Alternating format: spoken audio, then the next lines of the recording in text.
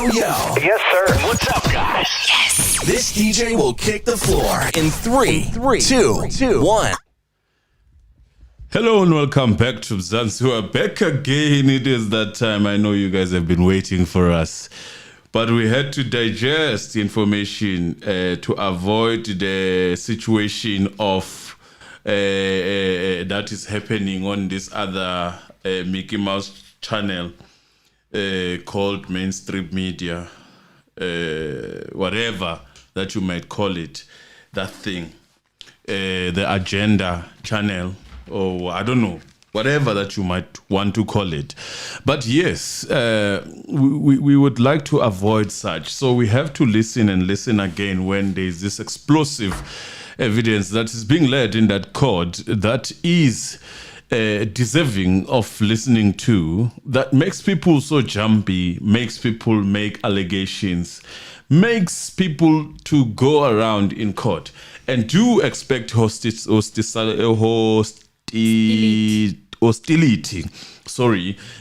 for this man when he is being cross-examined. Do expect personal jugular now and then. I don't know. I don't think that Balo is going to stand up on this one. But he might, because he looks angry.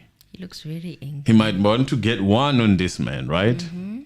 But this is a general who's got an experience of 38 years. Yes. They all come in 30s or something, these people that have been testifying, not these juniors who would like to give information or feed information that is wrong. Right.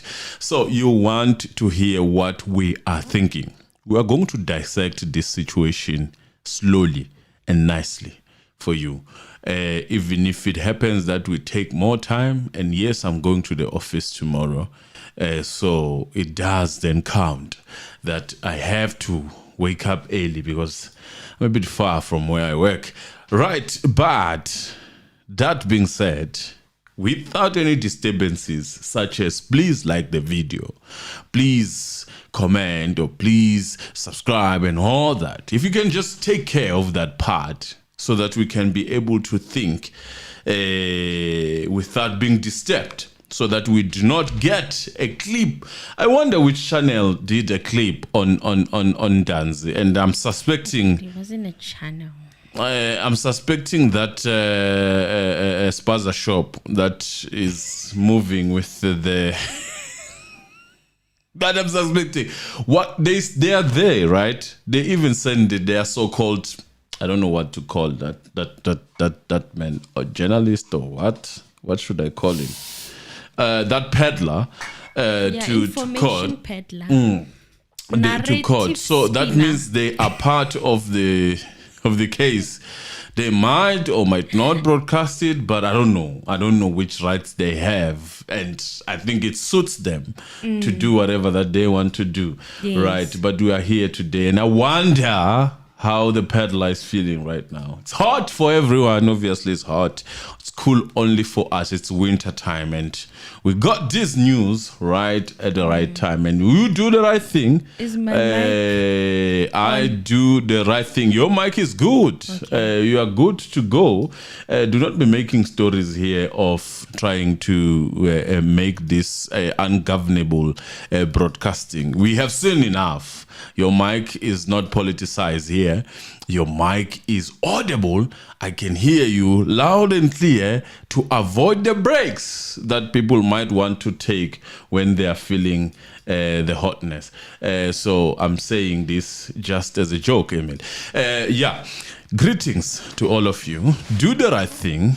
Like the video. And I'm not going to say this a lot, but I will say it if I see that the numbers are not matching. We are on 262 now. We should be heading or be at 100 and something, and that's a request. Obviously, we are not demanding. It's a request. We are just excited. We might sound like we are emphasizing things, and it might offend you, but we are requesting for you to do something on this video, because here this is Obuya. Right, Emily, I don't want to waste time. Greet your people and take me through. Aye guys, bekushushu ecourt, bekushisa, bekuvutha malanga. And that's one of the reasons why we must recall the 6th of July, 2025. Niyayibona impumela kodwa ya 6th of July kuthi yenzani? Niyayibona, niyayisensa. Hi, city. Hello to General Leshabane and General Leshabane alone. It would be unfair to say hello to General Shaba. Let's say hello to this police that came in that court after the state finishes case. Yes. Let's say you guys are doing the wonders. You guys, God bless you, man. God bless you. Those who are retired, God bless you. And God bless the families of those who have passed on. One way or another, the likes of Yondlovu, is it Modise? Yes. Yes. And to say, may their soul rest in peace. We would say that when people were sounding like they were doing something reasonable. Rest in peace. Well, we don't know how to say it with others. We just say, may the land do what the land does with the people of such a character. That's all we can say. What can we say? And the likes of Ngomezulu, we say, rest in peace.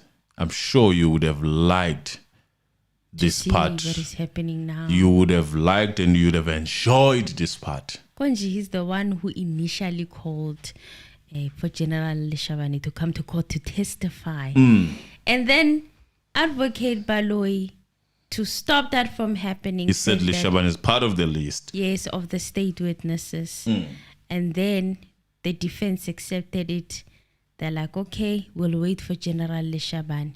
The state continues 2 more years. Mooring on the things that were said by Leshabane, on the basis of the interest of justice, Yes. let's accept the evidence. We will call Leshabane. And today when Leshabane is in court, objection, your lordship, hearsay evidence.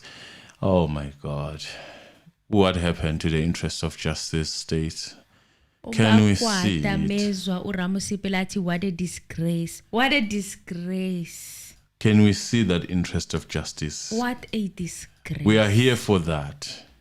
We are here for that. The interest of justice.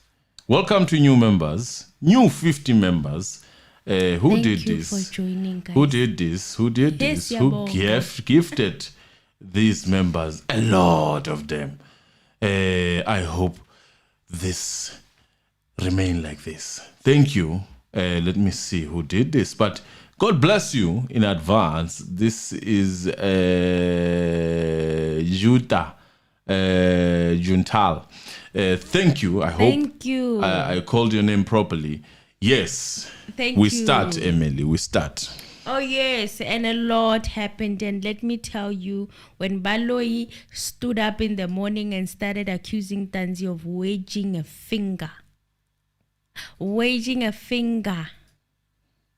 about Sergeant Modau's testimony. Here's what he said. He said that they've brought it to the attention of his counsel, Mr. Ramosipili. He said, my lord, we have previously brought such conduct by an accused. At the time it was accused number 5 to the attention of the court. We made the submission then, and we do so now, that it's important that proceedings be conducted in an atmosphere free of any intimidation, and we still do that in such conduct that can amount to contempt of court. He said that there was a clip and he wanted it to be shown in court. Ramosepele said that he was made aware, but the state intended to show the clip on the screen before he made his submissions to them. So Mnisi said that he just heard about it, about the incident, and Malo said he heard about it as well. Well, the state couldn't wait to play that clip. They played it. Ramosipili did not have any issues with the clip being played. And the clip was cut from the time Ramosipili was objecting in Sibanda's cross-examination. Baloyi took it to another level and said that, Ntanzi aggressively was waging his finger It doesn't matter to who it was directed to. The fact of the matter is that it happened in court, and my lord, such conduct should be censured. Ramasipili said that, there's a saying in Latin, minimis de minimis non curatless. He said, I'm trivializing this for this reason. When I was shown this clip this morning, I then went to Mr. Ntanzi. I said, there's a clip apparently of you waving your finger in the direction of the box that was happening. And Mr. Ntanzi said that he was communicating with Mr. Mokoena. And that he's happy that he just arrived now, because at the time he had heard that Mr. Mokoena had just made it to court, and Mr. Mokoena showed a fist to Mr. Ntanzi, and then Mr. Ntanzi said to him, no, it was not intended to Mr. Jonas or the witness that was in the box yesterday. He said, my lord, if we are reporting this now, we are in crash, and it's like she pinched me and then I pinched him back. You know how children do at a preschool. He said there are certain issues that are serious that demand or decorum must be maintained. Witness must feel free, not intimidated, but we are reporting trivialities like this in this high-profile matter where we've got bigger fish to fry. Mr. Ramasipili said he was baffled. He didn't think that Mr. Ntanzi in reality has got to answer unless Mr. Mokoena is also saying that was happening. Well, yeah, the judge wanted Mr. Ntanzi to respond actually, but Ramasipili, like the good representative that he is, stopped that from happening. Diminis non curata lex. Yes, that is the term, meaning that the court shall not or does not worry itself about little or things of no substance in court, right? Yes. You are just moving around in your chair. The court shouldn't worry itself with that, right? Yes. Same as the court shall not, and it should never worry itself about thoughts that are outspoken. Like the ones Ramasipili was having. He said soliloquy. It's been a while since I heard soliloquy. Soliloquy. Yeah, that's what I was looking for. Soliloquy, which means inner thoughts. Yes, now, you cannot do that in front of Baloi. More so if you decide to call Leshabane, who, yes. No, the way he was throwing tantrums, it now made sense after General Leshabane. I think also, I must confess, when Leshabane started, I was like, what the hell, Ramsipil? What have you done? No, tell me here in the comments if you did not initially, when he was halfway, he said everything that he needed to say about his credentials. And then after that, just when we were, in emotion, we are moving. And I'm like, whoa, this guy sounds like he's throwing a native buzz. I was like, oh. I remember I called Emily. I was like, Emily, can you hear what? And you were not there yet. I was not there yet, It sounded like he was just moving in it. Like, I'm telling you, I paused. I was like, no, I'm not going to do my work like this. Let me listen again. I started listening. I was like, where are you going, man?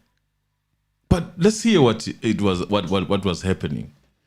Well, Ramasipili said to also use the word that Mr. Baloi gave some sort of importance, an adjective to say that he aggressively was waving, and Mr. Ntanzi does not have a bone to pick with the witness from yesterday, or Mr. Jonas for that matter. There were two people, the finger, if you look at the angle of the clip that was directed, but in reality it's him and Mr. Mokoena having a jovial moment in this tense situation of the matter that they are confronted with. So it looks like the clip was also chopped.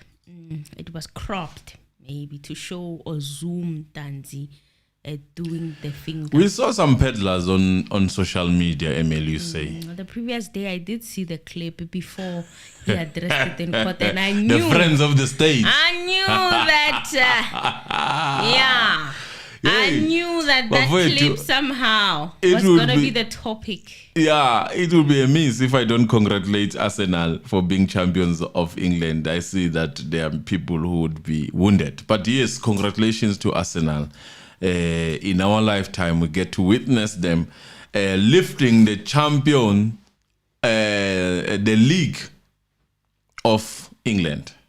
And that is something that is not usual. I think people should enjoy, and those who support Arsenal, congratulations and hard luck to Man City. They didn't deserve it. They didn't have the players who are capable of doing what they've been doing for years. But congratulations. Just on a side note. Now, going back to wedging the finger. But then Baloyi came back with his own counter argument. I'm not going to go through all of it because we've got a lot to cover today. Okay, he said that the witnesses have mentioned that there's intimidation in this case. That was the highlight for me. I'm like, what is he talking about? Oh, the judge knows what he's talking about because it's Advocate Baloyi who first put it on record. Yes, but the judge echoes that and he's going deeper. I've had witnesses threatened in this court. Yeah? Lento ngeke iphele kanje. He even adds to say, in my interpretation, I will kill you. Sure, when he said that, I will kill you. When he said that, that is what the witness told the prosecutor. I was finished, Mtagama. I was like, okay, what is this now? What are we being subjected to? Judge, where do you get that evidence? And for your information, if you want to get a signature of a judge, in a sense, you feel like he's a celeb, for those who are, who are dealing with the judge, direct or indirect, we don't know. Those who wish to shake the judge's hand, they must know that there is 5 bodyguards that they must go past. It is important to say the list. He's got 5 bodyguards that me and you, those who are working. Even he sounded like he can't believe that he's living this life. Luxury life. He's living the life of protection. 5. Of being guarded by 5 bodyguards. Well, he said maybe he'll tell me something else. I don't know, because I've heard witnesses being threatened in this court. Lento ngeke iphelele lapha. Do you remember that, Mr. Ramosepili? That was a witness that told one of the prosecutors that this won't end here. That was a direct threat. Sizokubulala ngeke iphelele lapha. The whole court went into a hole. What is that? The sound that erupted from... and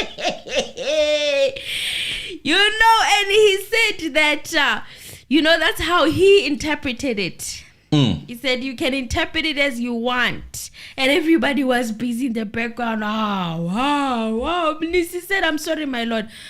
And then the judge said, you know what? Just sit down. Because I've been told by the police here that my life is being threatened. Do you think it's a joke? I've got 5 bodyguards. Do you know that? He thought it was going to fly. Not today. Nisi said, we are waiting for the investigation. And then the judge said, 2 of them are here. Every time I get in, Miss Mshololo, 5 bodyguards. You think it's trivial. And then Nisi said, my lord, I'm in the podium. The court should remember that in terms of that incident, that the investigating team specifically mentioned that the defense is also complicit in that plot to kill the prosecution and the court. We're still waiting for the outcome of that investigation. So if the court said somebody said, Lentong angeki pelele lana sizokubulala, that is wrong. And then the judge said, I never said sizokubulala. I said, for me, that is the interpretation. It won't end here. And I'm saying, to me, that is a glimpse of what you can get with this judge. It's like, remember when we used to play cassettes, radio using cassettes, not CDs. Yes. The ones it's like you can, Yeah, and then there were those Hong Kongs that they were pirating. So you would just happen to put a cassette utudlala ushwini omtekhala uvele uzuma brain it's my baby uhambe longo nobuso burongo. That's what the judge was literally saying. That's what I thought of as the judge was saying. This is how he interpreted the situation that Gwabini had to go through. Imagine how he's proceeding. So I'm saying to you, that's the situation that we are facing. Whatever right now that we are listening to or trying to understand, the judge udlala umabri sikushiya nomtekhala yena udlala umabri yena udlala uBrenda Fassie iredo lesizama ukufaka kuyicassette edlala iredo idlalela uBrenda Fassie. Not that it's a wrong thing for Brenda Fassie because he's a great artist, but in this case, is that how you interpret things? I'm worried after that interpretation. He said, I worry because the government is paying for 5 security officers, including the prosecutors here, to guard me against some people who want to kill me or murder me or whatever. So for me, it's not trivial. I don't drive my own car. Well, if you feel that it is not trivial and these people are not, it's not an issue for you, you could, they could kill you if they want to. Why do you need to tell us? Why do you accept those bodyguards? They didn't force you. I don't think he was forced. But you still have them and you are using them. And then Nisi said that it's important that it cannot be trivial. But as I'm saying, the fact that the court is treating that as something non-trivial. But there's also the allegations that the state raised against us or me to the fact that I'm also complicit to that the court is referring to as being trivial. It is also not trivial. I'm waiting for an outcome of that investigation and in communication with the state on a daily basis. Yes, guys, I had actually forgotten that the defense were accused of plotting to kill. You see what? They created a situation that that they find themselves at right now. You see the robustness that you see in defense now, maybe they were trading carefully during those times. Yes. But because they went to that length of accusing them, they came back gun blazing. That's all I can say. I had even forgotten about it. And this was happening. Why? Because Gwabini was accompanied by his accomplices there at court. They were sitting in the gallery, waiting for him to testify and looking at him as he testifies. Those were people that were accompanying him. The investigating team tells the people to step outside.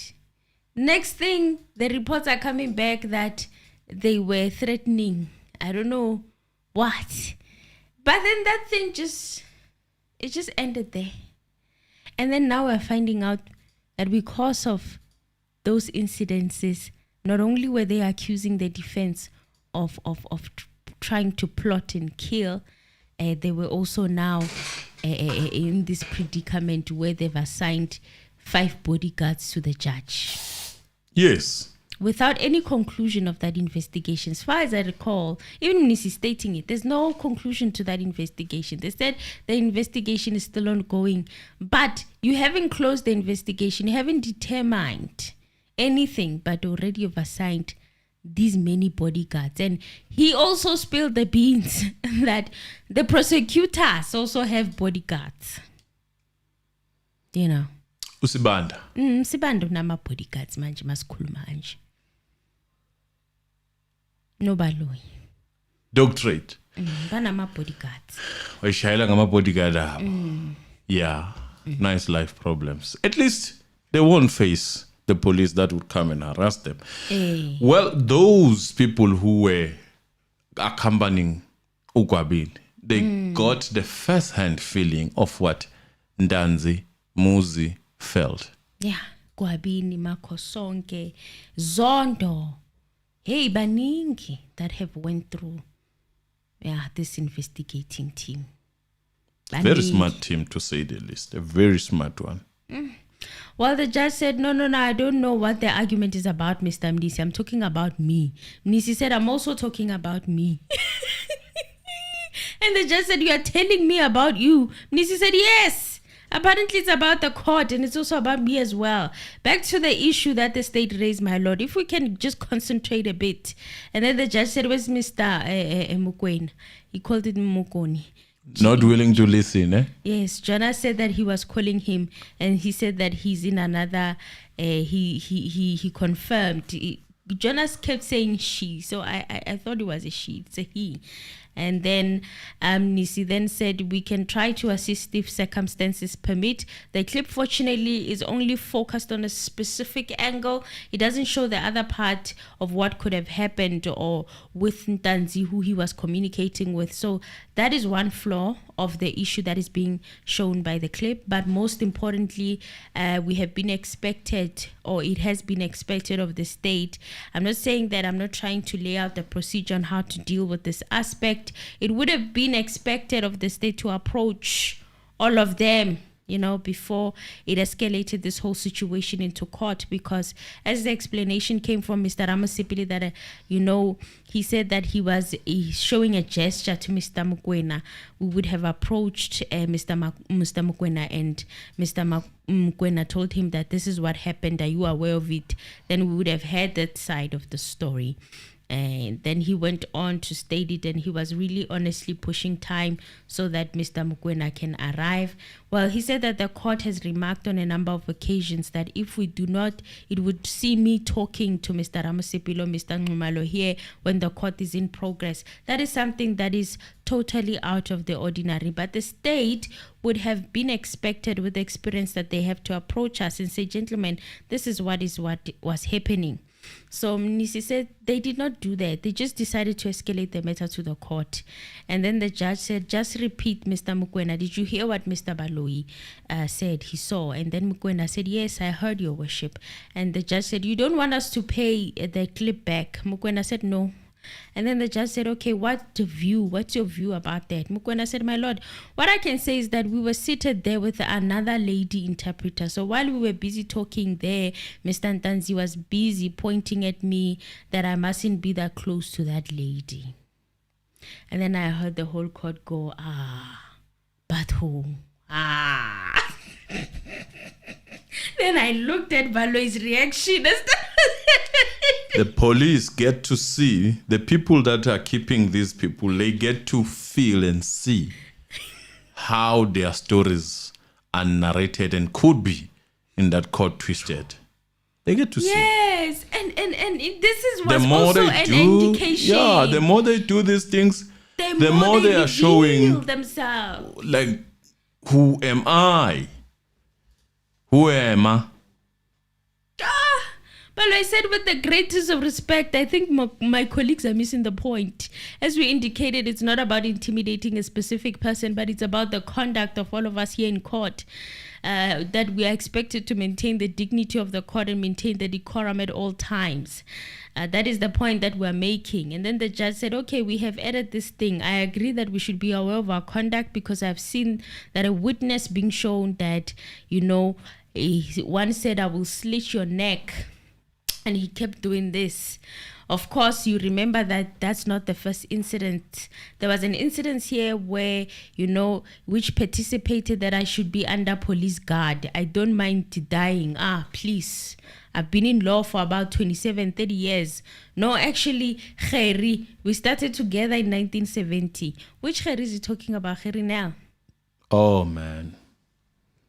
The state has, watertight case? Yes. Is that, who showed that one? I don't know, but he said Khairi. It would make sense. It would make sense. He didn't specify his surname to say. But let's not speculate. Let's leave it at Khairi. It's Khairi. And then it also made me wonder, Kante, how old is he? If he's the one being referenced here. Well, he said, when I was admitted. Because Judge Rata is saying he's 70. Yeah. What is wrong with that? There's nothing wrong. Yeah. I'm just curious. It's my curiosity that's getting at me. So Watertight. Yeah.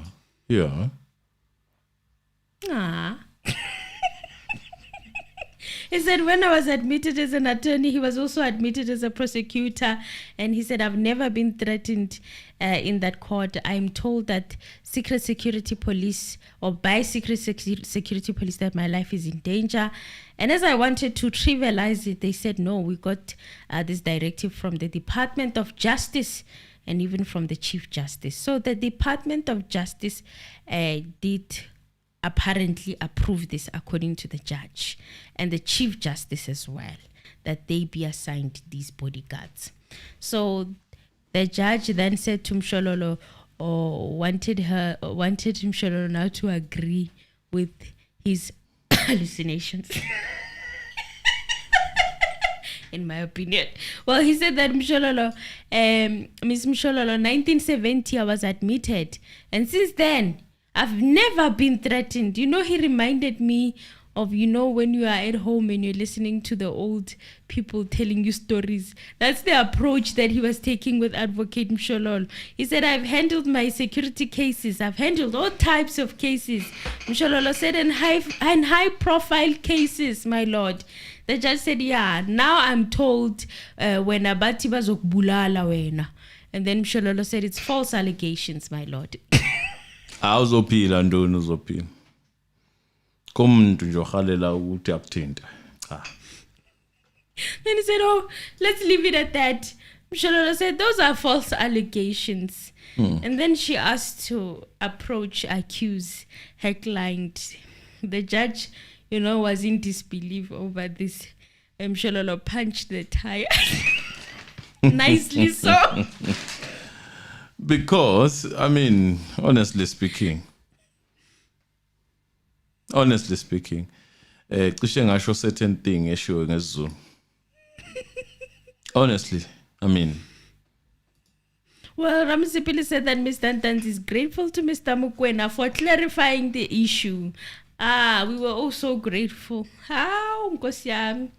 I was also in disbelief that this was brought to the record like this, because when I looked at the clip online circulating, Dan was even smiling. Did you see that? Yes, towards the end. And then I'm like, but it looks like he's playing with somebody. And if he was really threatening somebody, it would have been addressed right there and then. The witness would have said something, Akir. He's a policewoman, and that woman, she stern. She was stern. Yes. And why threaten someone who's strengthening your case? Why threaten someone who's strengthening your case? Why? Well, Baloyi complained again, accusing Ramasipil of loudly saying that it's a disgrace. He said, I don't know what he's trying to get to, my lord, but I think he should keep his comments to himself. The weird thing is that I didn't hear that comment of it being a disgrace. Did you hear it? I didn't hear anything. Solicure. I didn't hear it. He said loudly that it's a disgrace. But it is allowed. It's okay. It's not a sin to do that, to think loud. That's why there's a way, there's a Latin way. Ramasipili said, we are now reporting soliloquy. When Shakespeare is talking to himself, they say soliloquy is being reported. I must speak to myself. Hi. And then Munisi got specific instructions, which he said that he needed to put on record. Thank you, Which are information that he needed to convey to the court. He said that what was happening here was symbolical gesture of a trial that lacks the requirement and elements of a fair trial. Each time that the state is coming out with allegations, the court is taking it very seriously. But each time the accused are raising something, the tone with which the court, does it seems to be very low tone, a watered down tone. Everything that should have happened long time ago happened yesterday. Today. Yeah, it did. They needed to put that on the record. I think they've been waiting. This was the right time. It needed to be put on record. And this was the right time. It couldn't have been any other time. This is perfect when the people are throwing tantrums using the same strategy that they've been using since the case started. Gaslighting people. This is how Tifo got debarred. Yes, a lot of people don't understand it. This is exactly how he got debarred. They are delulu about the entire process. But yes, that's This is how. Exactly. This is exactly how. It started like this. Yes. And then all of a sudden, now and then, day in, day out, it's a daily thing.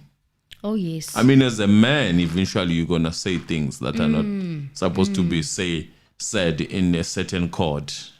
You know? Yes, yes. And he said that is because of the following. There's a witness who came here, and the court has just made an example of that witness. That is Mr. Zungu, who said, Lento aipelila. That is when he was trying to clarify a point that was raised by the state. I don't know who was prosecuting there, but I think it was Dr. Sibanda. And then he was saying to the prosecutor, can you please not put words in my mouth? Because the moment you're doing that, remember that this thing, there are people out there who might think that I have falsely implicated these accused persons that are here before court, but the court then chose to interpret it in a way that was actually meant that the court's life would be in danger or somebody else will be in danger, meaning on the side that was not the implication, but it was just specifically chosen to give it that particular narrative.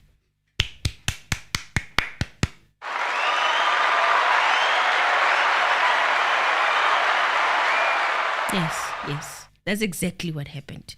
But over and above that has been, what has happened here, that is when Mr. Gwabini was testifying. Remember at the time, they did try to say this, but then because the prosecutor handling this case has a tendency of wanting to put gags on people, which is what he was attempting to do even today with General Leshabane, with all those many objections. Allegedly. But in my opinion, he always gags. He wants people to not put their whole truth on the record. So when you look back... Is that what gag means? To gag is to gag someone, is to make someone shut up or to block someone from speaking. You know? Then you should use a lot of allegedly. Allegedly. That's my experience. That's my opinion. This is why I'm stating that it's my opinion. Well... What I noticed, Mina, about all this, other than a gag that is alleged, setting up the stage for chaotic, unbelievable witness, gaslighting. I don't know. I'm short of words, but sort of. It's like they understand how the sitting judge works. Do you understand? So you create that environment of the people who are at court not getting along. Then there's a defense that side, there's a state this side, and we know where the judge probably sits when it comes to that. So that's what was happening, in my opinion, which unfortunately, this time around did not work. Well, but over and above that, what has happened here is that when Mr. Gwabini was testifying, the policemen who just came here and arrested the members of the were arrested by the members of the investigating team, who arrested those people who were accompanying Mr. Gwabini here in court, you know, and on a daily basis. And after that, they came up with an allegation that the courts and the prosecutors' lives are in danger because, amongst others, the defense, and specifically my name was singled out. Mnisi was saying that I love to interfere with businesses that have nothing to do with me. That would be complicit in court, to assassinate the court as well as the state. But subsequent to that, there are a number of witnesses that we had to call. This is how, in my opinion, or every time I try to speak, even if I state that it's my opinion, that there's this desperation to even intimidate potential witnesses, in my opinion. I have to emphasize in my opinion. So then Nisi said, but subsequent to that, there are a number of the witnesses that we had to call. And those witnesses specifically told us that we are no longer able or prepared to come and assist the court because when we arrive, they're going to be arrested, as it had happened. But as I'm saying, everything that we are bringing to the court gets watered down. Today it is happening again. There's an explanation as to what could have happened yesterday. It came from the person who had that gesture with Mr. Ntanzi. He's giving an explanation of what actually happened. It's an innocent explanation. Instead, the courts of saying, yeah, no, we understand that was just a gist because Mr. Mukwena has been transporting Mr. Ntanzi for the past 3 years.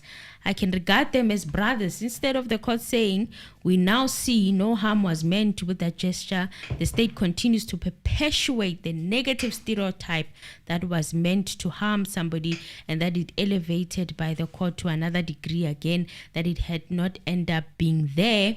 The court brought an element saying that there was a gesture that somebody's throat was going to be slit. I don't know what is the relevance of that. The accused that I'm representing are very concerned about the attitude. Hence, they're saying that they realize that the presumption of neutrality that they had bestowed on the court is gradually waning away from where they are seated in view of the utterances that the court has said. And then the judge said, okay. And then Munisi said, and may I say, my lord, that in the view of also what has happened here, I feel aggrieved. I'm emotionally affected because the court has once again raised that monster that is weighing on my head, that I am part of the plot to assassinate the court. I'm not even so sure whether I'm in a position to proceed with the trial today. And it's very interesting that the judge misinterpreted that whole situation of how he even ended up with bodyguards to begin with. Very interesting. So the judge asked... The same bodyguards that Mlambo explained differently. Or justified differently, if I'm not mistaken. Saying that there were people who were... Hey, South Africa. Do you remember Mlambo saying there's a judge that needs a protection? Yes, it was way prior, by the way, to this incident. That happened in court. It was way prior. It was months before. It was I hope it's not the same judge. Because at the time, the judge that Mlambo was talking about was not mentioned. And then a few months later, that whole stand happened in court. So it's up to you. If you put 2 and 2 together, what do you come up with? Well, Mshololo said, my lord, I don't want to repeat what was said by my learned friend because now the judge was kind of attempting Mshololo to, speak, in my opinion. He was asking her, Ugusi, why would she want to repeat what was said by the learned colleague because she agreed. He asked them whether they agreed, whether they agree with what Munisi said, and they all said yes. And by that, he presumed that Mshololo would have nothing further to say. But on the other hand, she said that, my lord, I don't want to repeat what was said by my learned friend, but I want to raise concerns that have been raised by Mr. Ntuli regarding this occurrence that has happened now. To say each time the state has a tendency of bringing wrong accusations, the wrong accusation that has been leveled against Mr. Ntanzi does not sit well with him as an accused. It's an unfair treatment that he's receiving in this court when he sees that the behavior of the state, this clip that has been placed before this court, and the clip has been wrongfully interpreted and has been wrongfully assessed by the court, which poses a danger to them of not receiving a fair trial in this court, because whatever wrong information that is placed before this court is accepted with good hands without having been investigated. The truthfulness of the allegation is accepted by good hands. In a sense, Mchololo saying that a judge is a good person. That is how I interpret it. Oh, I'll reserve my comment on that one. He said, without having been investigated, the truthfulness of that allegation that is being leveled, those are my submissions in respect of accused number 5. While the judge, for the very first time, he said, all right, I heard it, we are proceeding. He had nothing to say. I was shocked. Well, Mr. Ramasipili then said, if it was a soccer match, he would then say that I'm proceeding under protest. What does that mean, Mr. Anonymous, as a football person, to proceed under protest? You are proceeding, but you are not happy about the decisions that are happening. in court. And he said that I know that the court will know what that means. Well, the next witness was General Mampuru Vincent Leshabane, who's in retirement. 31st of March 2021 is when he retired after 38 years of service. His rank was that of a major general. Oh, Mr. Anonymous, he's a major general. Major, I asked you. Major general. From 2011, he joined the police service in 1983. He underwent basic training at Hammanskraal College. Okay, I'm not going to go through his entire CV. It's quite long. But he's got a degree and a diploma. Yeah, he does have a degree and a diploma. He's very learned, and he's also been one would say a lecturer at a college, police college as well. He's worked in the college academic space of police training. So Mshololo asked that Jonasi interprets as the witness is testifying, because at the time Jonas was chilled and saying that he was taking notes. Why is so sinking? And then he will interpret that the one go, the judge had no issue with this and said that he thought that's how they work in this court. Well, Mshololo said, my lord, it's very wrong to interpret from the notes of the interpreter. The interpreter must interpret directly from the witness. And then the judge said, okay, fine, let's start from the beginning. And then you interpret each and every word. Okay, let's do it like that. Well, Leshaba started all over again. But before he could start, Jonas asked for 5 minutes. And Ramasipili said, my lord, we are, off the rails. I don't know if we can proceed at this rate, to be honest. Sibanda suggested that they take a short adjournment. The judge asked if there's not another interpreter. He said that Jonas is saying that he cannot be taught how to interpret. the Beyonce of the court.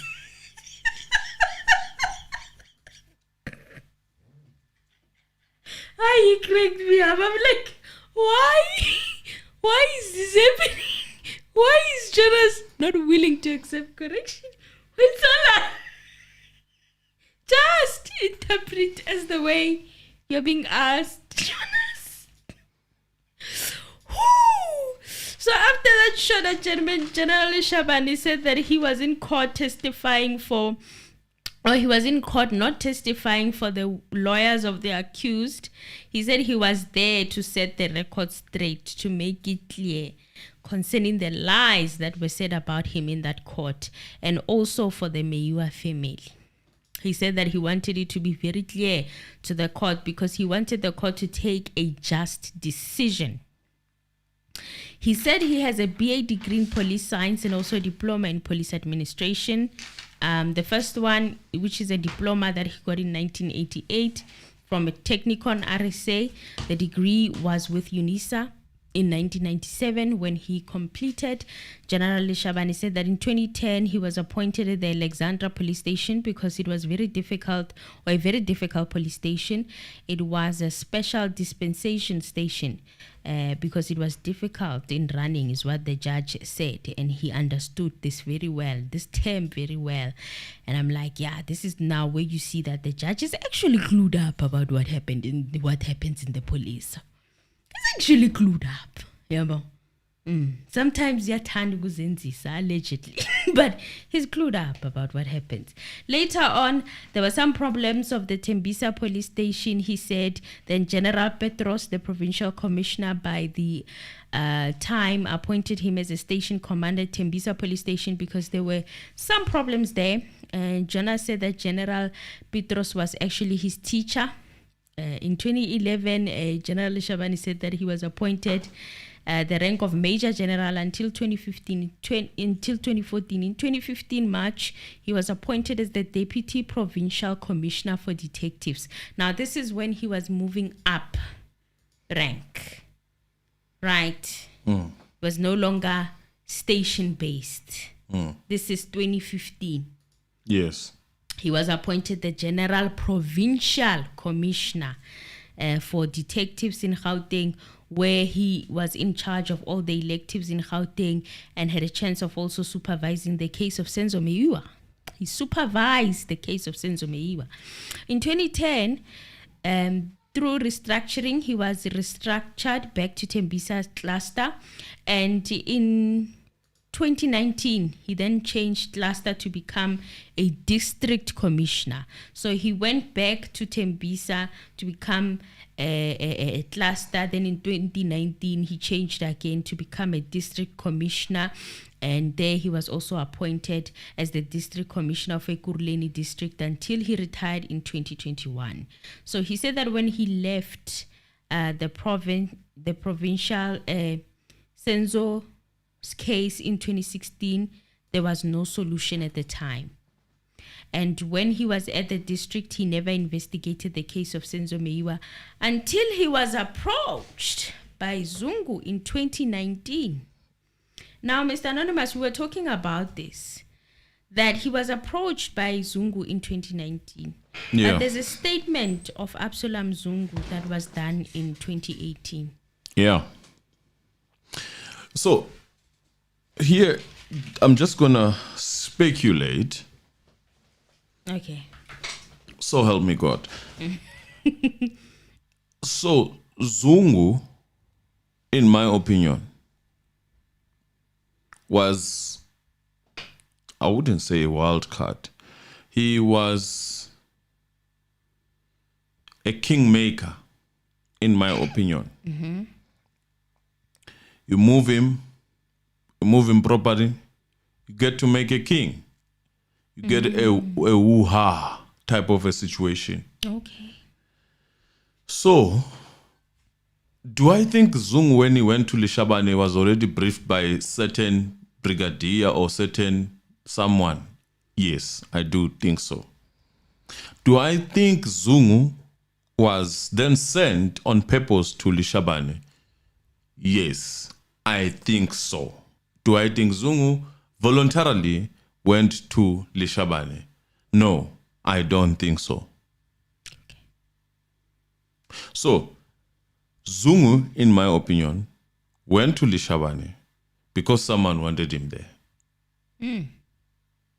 That's my opinion. Okay. Because of the fact that already we have statements dating back. So someone who could have been a foot soldier himself or herself wanted Zungu to go to Leshabane so that Leshabane can do the arresting. And you get to be having your hands clean. So Leshabane, being Leshabane, did the right thing, followed the lead, Yes. but also did an investigation which did not stick. Do you understand? Yeah. It would then be then that everything turns against Leshabane.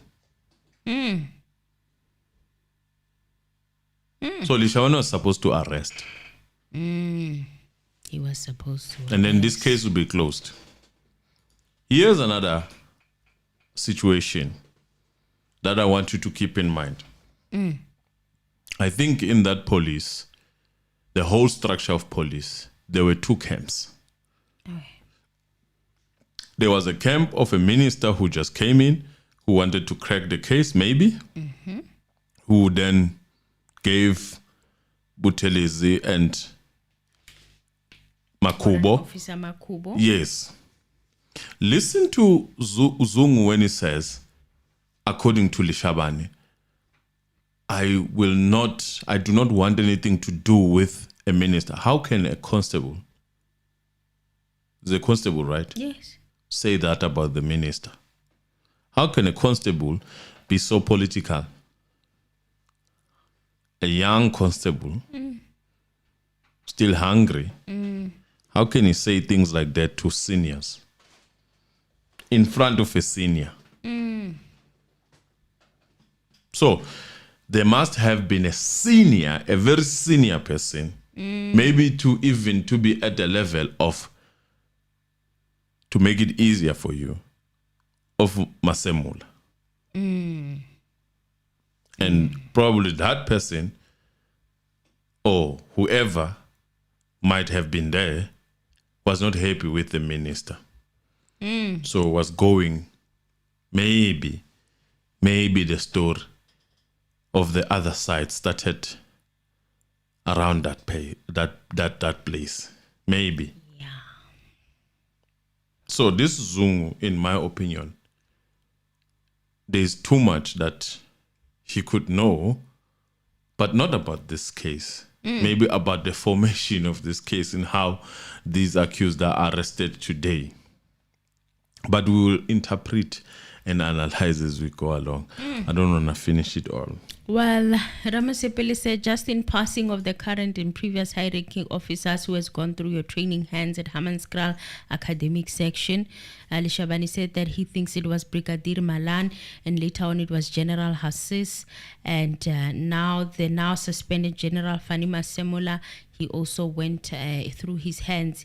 He received training in 1987 at Hammanskraal, as well as the former National Commissioner, General Sitole. He said that they trained him in 86 and he was the best student at the time. Ramasepeli instantly turned to the aspect of him in 2015 when he was the deputy head of detectives in Gauteng and he had an opportunity to supervise the Senzo Meyiwa case. Leshabane said, my lord, as I said, I want to clear this role there. I wanted the defense to focus on the allegations that were stated against me here, because I don't want to start affecting everything. Because why? Because all the 5 suspects that are there, I never arrested them. And then Leshabane said, yes, we'll come to that, General. Leshabane would have to say that. Hence, he would have to emphasize that I did not arrest these people. I'm not the one who arrested these people. Unlike maybe a plan that was there for him to arrest these people, maybe. Ramasepeli then said, yes, we'll come to that, General. I was at this aspect where you were now appointed to supervise the Senzo Meyiwa case. Can you give us a background regarding that? And Leshabane said, yes, I was in charge there. I was with the late General Ndlovu, may his soul rest in peace, and also Brigadier Modise. They are also late now, may his soul rest in peace. And then also by that time, Captain Twala, a female, my lord. The case, as you know, is very serious. They briefed me about challenges that they encountered. And then Ramasepeli asked who appointed you to supervise the Senzo Meyiwa case. Leshabane said, I'm saying that I was the Deputy Provincial Commissioner. I was in charge of all the detectives. Everybody wanted to arrest all the people that were inside the house. So this is also a position that General Sibia, when he came back from Johannesburg Metro, as we found out today, he went to Free State and he was the head of detectives in Free State province just before he became the deputy commissioner. And by that time, remember that the first team arrested the wrong people. We did not want to repeat the same thing. So now, another thing I want to emphasize is at that time, General Leshabane, being the head of detectives for Gauteng, he certainly was briefed about Senzo's case. So now he said that the wrong people were arrested. He couldn't remember the name of the person that was wrongfully arrested at the time after the ID parade. Apparently, Zamoguhle Mpata was arrested in the ID parade. Sorry, man, Dito. May you guys find peace, and may your family be comforted, and may your grandma's soul rest in peace. May she rest in peace. Yes, but then we continue. Well, the general said that he forgot the name of Zamoguhle Mpata. And then he said, I'm a hands-on person. I sent a team to go there repeatedly. I think they went there more than 4 times to that house. They came back and said they know what we have interviewed 2 people who were inside. Now, really, we are tired. Seeing that there were some problems there, me and General Mutiba, who was the provincial commissioner, I decided to go to KZN with Brigadier Modise. Why? Because I wanted to talk to the 2 people who were there in that house, because as friends, they will be fair to tell me the truth. And they in that house, at least you would expect them to be fair. That's the expectation, right? Because as friends, they will be fair to tell me the truth. And then from there, we started with the first person, that was Mthokozi Sitwala. I specialize in investigation. We questioned him to the last degree. He said that he will never lie. And if really somebody inside the house was really there to shoot, he was going to tell the truth. That's when I was like, are you sure? There, I was like, Well, he continued to say, we left him there and we're about to go see Madlala. I received a call from my provisional commissioner, General Mutiba. He said to me, General Leshabane, have you spoken to this guy called Madlala? And the provincial commissioner said, look here, General Leshabane, you don't go there anymore. The NPA by the name Pretorius said there is a captain by the name of Buthelezi. He's here. He's about to crack the case. Madlala was going to confess. They said, because you've never spoken to Madlala, don't go there. Why? In line with Madlala having a protection house. Witness protection. Ramasipili told him to not testify on hearsay evidence. He can only testify on what he knows and experience firsthand what other people said to him. He may not mention it in court because evidential rules. Do you think Madlala thinks that Buthelezi will not get a chance to state what happened between him and... The same question could have been asked about Zungu. The very same question that you're asking. Ne? Yeah. Like all these people that you are throwing all these accusations against, do you really think that they're not going to get a chance to tell their side of the story? I'm just wondering. Well, then Leshabane then said, remember, I must tell the court what happened. They said don't go there and interview him because there's another captain. He's about to crack the case. They say that guy's about to confess, and that captain was working at head office. Myself and Brigadier Mudise, we left KZN being disappointed. And then it ended there. Earlier on, Ramasipili asked him, you said that you were investigating Did this you see matter. Rata being excited about? He was very happy. I saw him nodding. That's where I was like, body language yakhe iyakhuluma. Iyakhuluma body language kanjani. Was happy. Then Ramasipila asked earlier on, you said that you were not investigating this matter until you were contacted by one constable. And Leshabane said, I said when I left in 2016 from the province, I was no longer doing any investigation. I was in the district in 2016, 2017 and 2018 without any information about those suspects. And then Ramasipili said, this Constable Zungu, when did he contact you for the first time? Leshabane said he saw me because, remember, he was working in Tembisa police station. I encountered him there. You know what? I want to come and tell you something. But somebody senior, I won't mention, who is a senior police officer, said, you are the only person I can come to because it is very, very serious. I was surprised because that person would have sent him to a provincial, national commissioner, but they chose to come to me. But because the case was very, very serious, I said, come to my office. He came and said, when I come there, I want to see you alone. Pause there. That would mean that Zungu lied that he was reporting direct to Leshabane. That's the first lie. That's number one. Number two is this mystery person, somebody very senior, sent Zungu to Leshabane. Well, I've got two names. The first one start with the COM as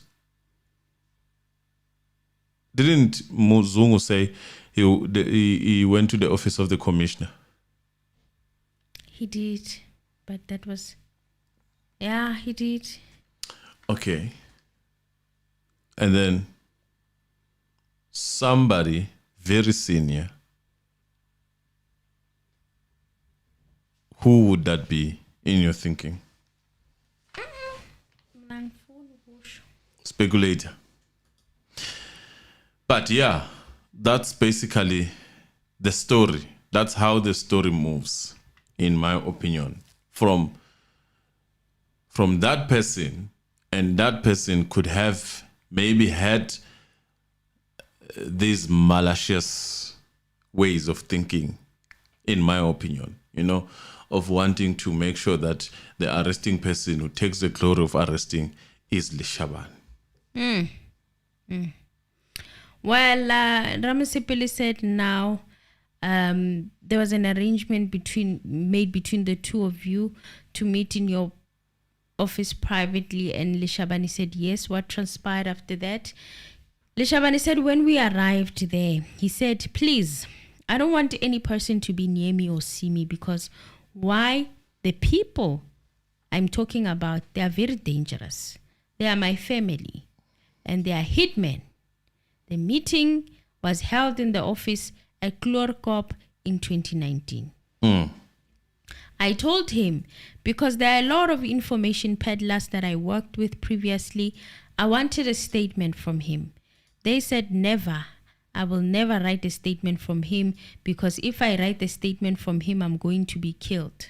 And the people that I'm going to mention here, if you can just contact them, I'm going to be killed. Yes, the other name, it starts with General.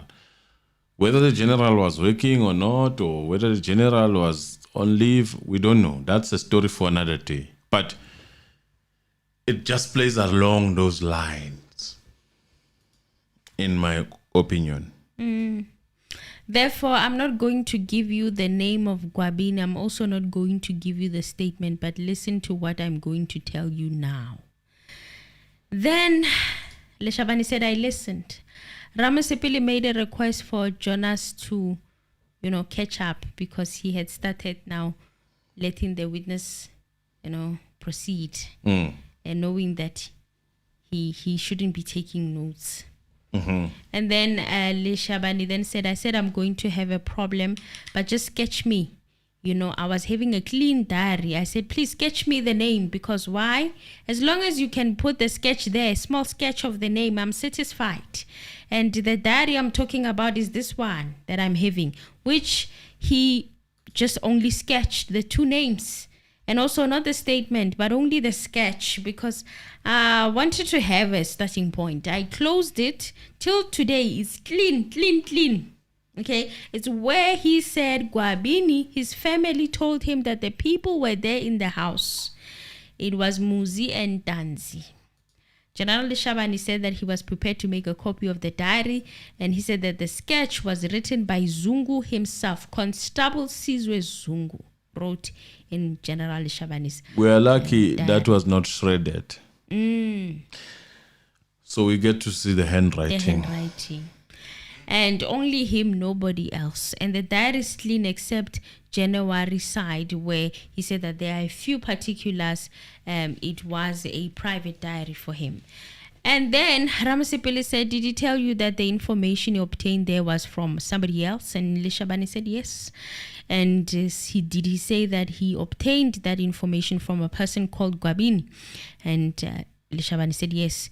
General Leshabane said that he just told him that Gwabini, his family told him that the two were there, and even said that Muzi was the one having the head. He also shot. He wrote that in the sketch. Yes. Hey, as a busy sketch. And then Leshabane said, and then I asked him to say, please, can you allow me to talk to Gwabini, because I want to, transfer the information to the detectives who are handling this case. He was very furious. He said, no, they are going to kill him. Please, you, Leshabane, with your people there, you can see what to do. And then he said, I briefed the late General Ndlovu of the provincial office. I said, Zungu said he knows where is the firearm. So Ramasipili reminded him about that hearsay objection again.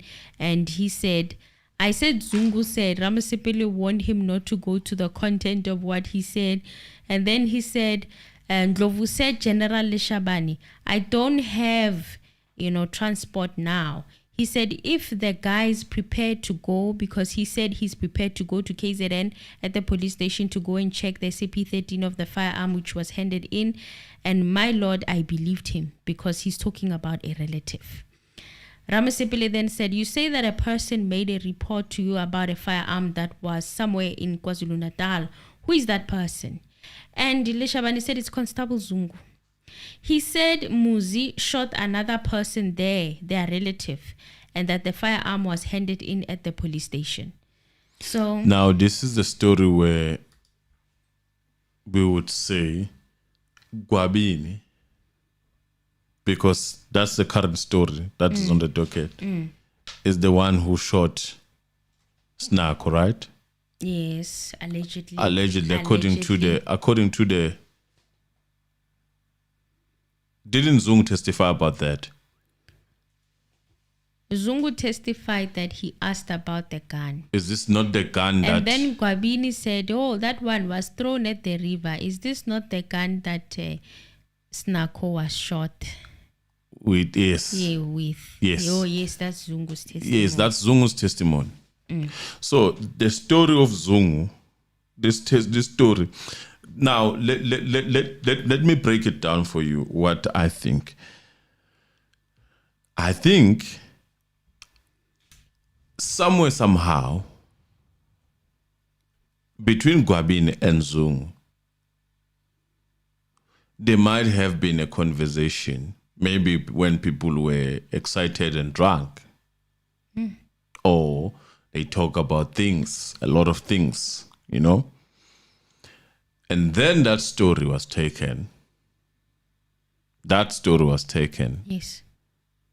And it was used by Zungu, in my opinion. But what Zungu did not have is the full story of what happened. So he simply assumed that there's SAP 13 of this gun. That would be a revolver. Look at consistency of how things are. It's a revolver, right? Yes, that's because the one he you said that Gwabini throw to the river was a revolver. Meaning that we are going back to the story of revolver. Your way. But in my mind, I have a feeling that maybe he wanted to work with Gwabini. Maybe he thought he might get the team, the cold room team, might be able to find a way of convincing Gwabini to accept the situation as it is. If they manage to get the SAP 13 of that gun, then they will come back and say it was Muzi, because maybe he didn't want to put Gwabini in jail. Obviously, by threatening him, because maybe he was never arrested for it. So they would say, yeah, here's your SAP 13. There's something that happened between you and someone. Do you remember that? If you do not want to go with our story, we obviously are taking you to jail. As Leshabane is saying that even Zungu was threatened to be taken to jail, according to Leshabane. Yes. So that was an easy target. Then Gwabini was going to comply. But the thing that he did not ask on that story, maybe when he had it, if it was there, is that did that gun go to the police station? Yes. So he went there thinking, oh, someone is shot, definitely went to the police station. Let's go to Wanongoma and retrieve this thing, and then we'll find a way of making sure that Gwabini adhere. And obviously, if you have a case hanging in your head, you would adhere, don't you? You would. And then we say this gun belongs to Gwabini. Muzi. Oh, Muzi. Muzi. To Muzi. So we've got a revolver. We've got Muzi to own the gun. That's why we're saying, hey, these people were dealing with guns and substances and all that. You know, we were preparing for that. And to think about how Gwabini was also treated like an accused. Remember how he narrated how He was taken to the graves and all of that in the middle of the night, assaulted as well. Yes. Yes. So this is a story for how, and then eventually it changed, it grew, because these stories, they grow, and then it became a narco story, and which obviously, apparently, even the incident of shooting, if they say, if we were to believe that this is the same story, it happened in 2015. Not 14 or before that, but as Zungu narrates, he makes it sound like it happened before 26th of October 2014. Yeah. Well, Ramasipili said, and that firearm, how was it relevant to Senzo Meyiwa case, according to what Constable Zungu told you? Leshabane said, according to what Constable Zungu told me, he said that the same firearm which was at the side was used to kill Senzo Meyiwa. He said that the firearm was booked at the police station. I said, how sure are you? He said, no, it's my relatives. And then from there, I was very happy. And I remember I told the Provincial Commissioner General Mawela, who said, as long as we work as a team, it's what I like. Go on with the good job. And from there, we sent him straight to KZN to go verify that SAP-13 firearm. Here's the question. Someone is asking, why would the first thing that comes to Zungu be Senzo's case after hearing about the revolver? From what you've heard now, the evidence that is given by Leshabane, it's literally saying that Zungu was also under immense pressure he was even threatened. So Zungu did not act, in my opinion, from what I'm gathering from this evidence, did not act voluntarily. He was acting the way that maybe certain forces wanted him to act. That is what we are getting from the evidence, if we are able to siphon some of the things. So the story it's a story that you would know, like we know stories from home. Maybe I called my father, and then over the phone he happened to say, hey, uyamkhumbula lo mfana wakhula naye yabo wenze good no good and then naku uthola information very quickly. The issue of a revolver, look at the statements of the people who were in the house that kept on changing. They described a revolver. Yes. So this case was initially going to, in my opinion, to be aligned to a revolver. If there was a coercion when it comes to Zungu, therefore that person could have coerced him to align to that. That's what I want you to get. Because Zungu, now you sound like we are saying Zungu just woke up in the morning and said, we have two mutual destructive stories of Zungu. From him as a witness and from Leshabane that he used a lot as a person that he was confiding on. Leshabane is saying, Zungu said he heard from Kwabini. I would like to believe that more. More than I believe Zungu's story. More than you believe Zungu's story. Viva Voke, yes. I believe that one of Leshabane initially. It's a young story that is not grown. Eventually it grows and it changes. When we realize that we are not getting people that we want as our witnesses, then who to go to than a person who has created this whole mess? Zungu himself. Because in my initial thinking, Zungu was never going to testify. Yeah. That's why his story is, to Leshabane. Being hidden. Blatantly refusing to make a statement. That's why his story is, I heard, that's what they said. It's a story from home. They were fighting. I heard, it's not, I was there. But initially, and then it comes back to, I was there.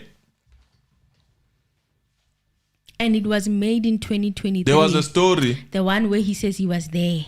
There was a story that was said by, I think, Kininda, saying that Zungu said he heard from his father, Absalom Zungu. Yes. Do you remember that story? Yes, I remember. It's in that court. I heard from my father. that he had from my father. My father said he had from Normal. Yes. And then that's when he shared that he got the statement of Absalom, Zungu's father, in 2018. So the testimony of Zungu has 3 different versions of where he got the information. From Leshabane, he got it from Kwabin. From Gininda initially, he says he got it from his father. Then later, the same NPA allows Zungu to come in as a person who testifies, as a person who was there. In fact, the story of his father grew from that to remembering that I was also there. I was just afraid of revealing that I was there. Those are things that you must take into consideration. He reveals in a statement in 2023 as the trial was ongoing, de novo. Yes. Very important. And then Ramasipili said, was Constable Zungu allocated a motor vehicle in relation for that purpose? And General Leshabane said, no. What I did, because I was cluster commander, I took a car which was a private, for the service side. I said, take this car. He said he wanted to be alone, nobody else, because if they can see how there is somebody else, he'll be killed. So he gave him the car to go that side. Does it have an AVL? I'm just asking for someone else. But let's continue. It was a red Polo in 2019. Leshabane said that he came back with a sad face. He said, you know what? I believe when they told me, but now they say that the firearm was never handed in at SAP 13. I believe what they told me, but now the firearm was never put in the SAP 13. That means the story was not full. He was told half-cooked story. And then he thought he got a jackpot. Went there, and unfortunately, no procedure was followed. Maybe if it happened, it is something that was communicated. Didn't go to the court. But he told me that the family there at KZN, they are angry with him, especially Muzi. And he said that anytime now this man can kill me. But he's still at KZN. He's always frequenting KZN and Tembisa.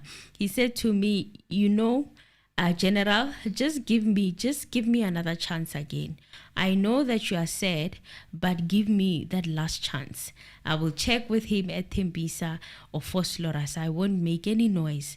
Once I can see him, I will phone you.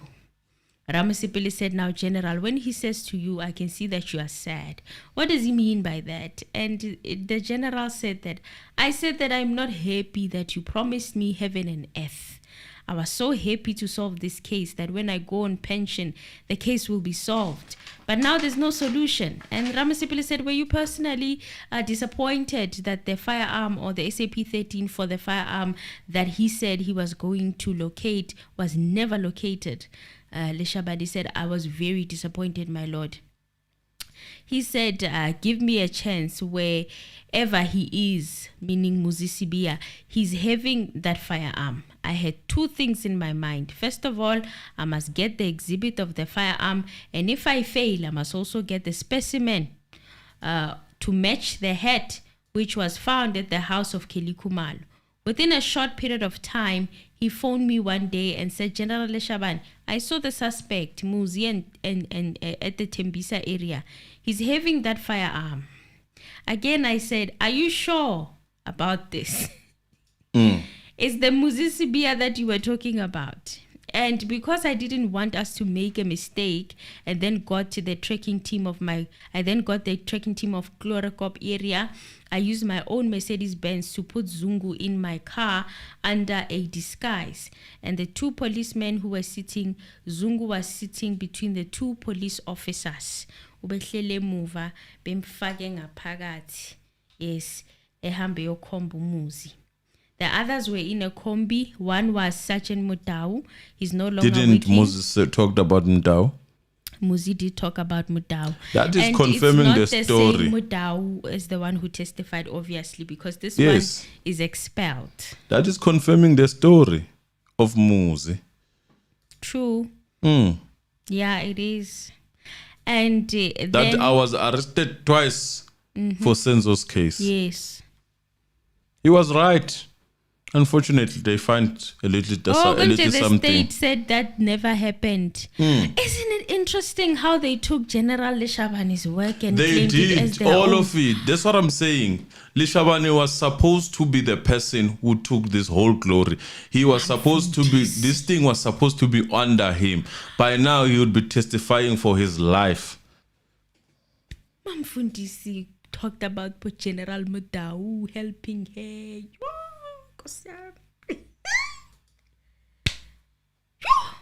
Then Baloyi said, and there was also a captain there. He was having a few. There was Captain Muzi. He was also there. Now, this trekking team, in the same day that you received the report that accused number 1 is currently armed with the firearm out there in Tembisa. And Leshabane said, yes, it's the same day. We didn't waste time, my lord. As I said, we went there driving the car in front. He showed the 2 policemen. They jumped off and myself and Zungu passed on. And when we passed on, the rest, we went to where they played Amadais. He said that they passed by the area where these guys were playing Amadais, and he pointed out Muzi. That's Zungu pointing out Muzi. And thereafter, the 2 police officers went into the Kumbi. Emily, can you pause a bit? The likes, guys, we have 857 people. I think we are on 442. That's half. That's half, guys. Come on, guys. We're sweating here. Come on. Press the like button, Press guys. the like button. So they said that him first, and then they identified him first, and then they passed. Then the policeman went into the Kumbi to go and arrest him. Where else? Himself, General Leshabane, was with Zungu. They went away. Remember, they were in the Mercedes-Benz, so they left. Zungu was never at Chlorokop on that day. He said, I could not allow myself to be exposed, or I could not allow myself to have him exposed to Muzi. To show how much he protected Zungu. The very same person that he later claims that he sold him. So later on during that day, at the time I went to the office, the officers in the Kumbi arrested Sibia. When Mr. Sibia was arrested, as per the report of Constable Zungu, that currently Mr. Sibia is armed with the same firearm, was the firearm found on that person? Ramasipili was asking now of Mr. Sibia upon his arrest. Leshabane said, no, the firearm was never found there. I was disappointed. Again. What the police only found was the illegal substances. Now, that's the second disappointment, Ramasipili is saying. So Muzi was arrested for that, and he came out. Yes. And then, not knowing, would I Bayeza or cold room. ukwenza kahle akusho lutho ke lapha kwi cold room. Mosuthi uyazilungisa wena usuyirecollectile. Babuye cold room. Bafike bethi bamlanda ngayo le case le manje usehlala 5 years. Bamlande ngenye phela manje ammunition. Oh, i-ammunition konje. Manje akuthi phela kumele sibe khona. Oh. Kumele kube khona into enesibhamu phakathi. Oh yebo. Oh yebo. But kind of what was the outcome of that? Guilty. I do remember, but I remember the illegal substances that he had in his possession were very little. Yes. And then they had to throw out the dealing a charge. Do you remember how Mamfundis narrated it as if Bomdao were part and they were all together partying going when after they were Muzi. yes. To find out that Bomdao were working with General Leshabane. Joey. Hi. So in relation to the information provided to you by Constable Zungu, the first related to the SAP-13, now the second one related to the whereabouts of the firearm, and the prosecutor of that firearm. And Leshabane said yes. Baloyi objected and said that the witness never said it's the second disappointment. My learned friend is putting words in the witness's mouth. The judge agreed. And then Ramasipili said to the general, there was an objection. Your answer is on record. I will proceed. Leshabane said that he phoned those detectives to check whether the guys are having a firearm. He said no, they found a firearm. It's only illegal substances. They didn't find a firearm. So I said, I'm back in my office. Please bring Sibia at my office at Klorkop. They brought him there, and then I said, there is information that you are involved in the Senzo Meyiwa case. He said, no. It was the team which were arresting the person, and also Candice Folushi and his coordinator in the district, who is a brigadier now. He was there when we asked. Oh, my apologies, Mr. Nonza. Something just abruptly happened here that disturbs me. Yeah, no, not a problem. We will wait for you as they press the like button. Let's press that like button, guys. We are old with this case now. Yo, guys, it's exhausting. We are just plugging and playing. We have been singing this It's from far exhausting. without being involved. We just listen. We don't charge. But definitely, in a court of public opinion, we have opinion. So take your time and do that while I'm looking at these likes. Guys, can we press a bit this like button? Sibia said he knew nothing about the Meyiwa case, and he agreed that he had the illegal substances but not the firearm. He knew nothing about the case of Senzo Meyiwa.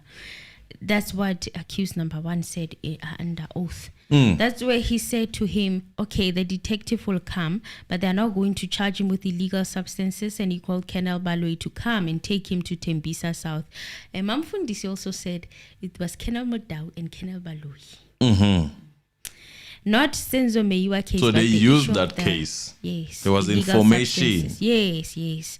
During the weekend, I then decided to call the one who was handling the case. Cold room that takes people's work. Makubo. And I trusted him. And from my side, because of this disappointment I got from the issue of the firearm. Just something, Amen. Muzi under Leshabane admitted on the substances. Yes, he did. He did admit. But he denied Senzo's case. Here's the question. What is so special about the cold room that when Leshabane, with Sibia, General Sibia, with Warrant Officer Makubo failed, and Leshabane alone failed, and then came a cold team, then Muzi was purporting to confess. Sayings that tatamounted to a confession. It was tatamounting all of a sudden. He saw Mamfundisi's beauty and said, And then Girida came, and then he's like, oh, brah. Let me tell you, young Shisaleto. I could wait.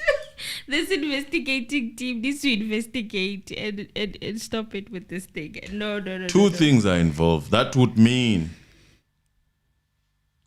there might be something to the allegations of coercion and assault. Yes. I've always believed that.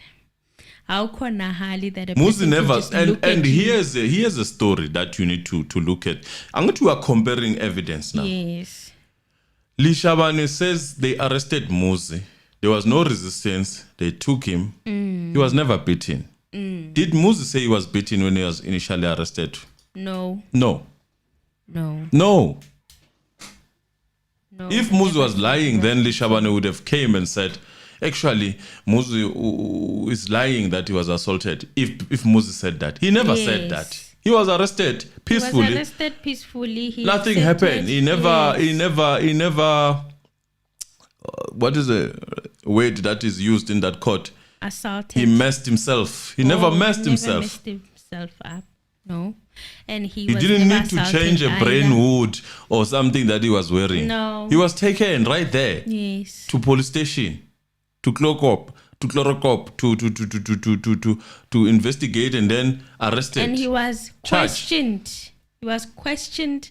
After questioning the admission that he made, he was charged for it. Simple as that. Finish. And years They didn't need to go yeah, and take an ID or something in the house and all that. Hey. They, going back and finding black plastic bags. None of that happened with General Leshabane. considering that Leshabane in fact was hunting for a gun, Yes. he could have taken him to his house because he knows that is against the law. Yes. He didn't do it. Needed a warrant. He needed a warrant to go to his house because the person who said, the intelligent, as Kininda would call it, said this person has a gun On right him. now on him. That's all. And he saw an opportunity that should he go to his house, I will never get this chance. Asambe match. Yabo. And then he took the opportunity that he got lawfully, rightfully. Manje court Without case, beating up court anyone. case is different. Is it na ma KFC? Way. Istake nawe Ihambe endleleni. nawe. Behambe nawe. Bazohamba nawe. They Hours and hours and hours. Do you understand? The AVLs were there showing us how many times they did their investigations in areas that are very questionable. Not at the police station, inside the police station. None of the investigations or questionings that they did happened at police stations. They always happened outside of police stations. None. I'm telling you guys, none.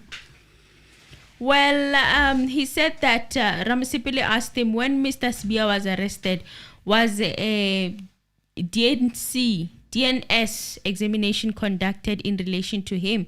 And Leshabane said, yes, my lord, we couldn't miss that one. Then they asked him to describe under which a DNA sample was obtained from Mr. Sibia in 2019.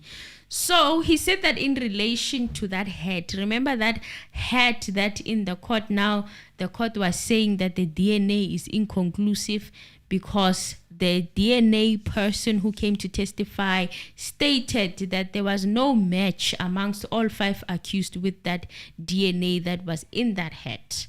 And now it just turned to inconclusive, and now it's back to being normal again, which is not a match.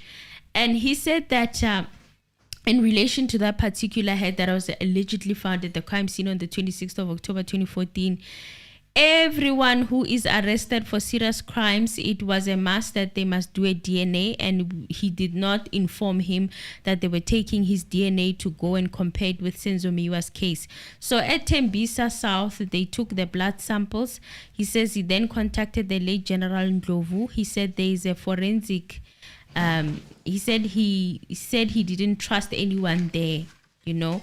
It seems General Ndlovu was stationed at forensic, and he said that I said with this case of illegal substances, I wanted to be compared with the specimen of the hat found at the Senzo Meyiwa case. General Ndlovu said, please, they must bring the specimen to him there at forensic and he will supervise it. Leshabane said that he was satisfied, but later on he was disappointed that the specimen could not match the hat.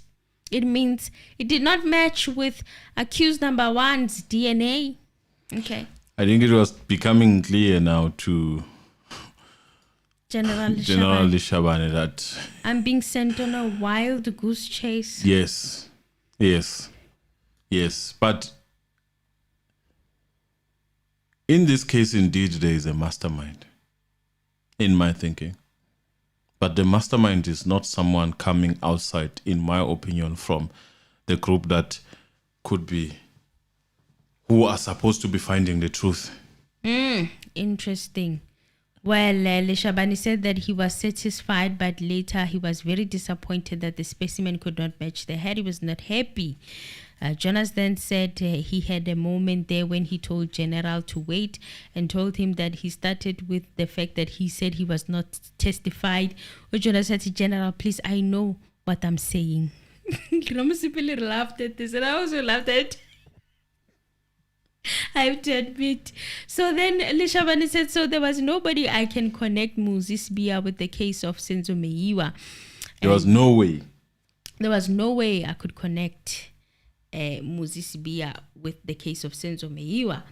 And then Ramasipili then asked him. Look, I see the name you're mentioning. But that is just a foot soldier, in my opinion. There are foot soldiers also that you'd say. But ask yourself, who's got an interest in this case? And why would that person have an interest in this case, in my opinion? And for one reason or another, at the right time, they are there. Always. Always.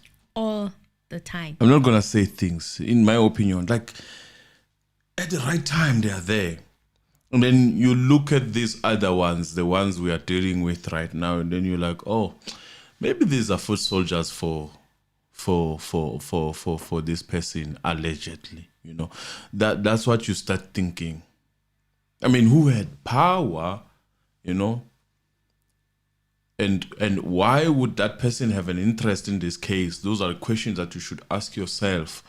And then probably you'll be able to arrive in a certain answer as to who would send maybe a foot soldier from a certain team, you know. And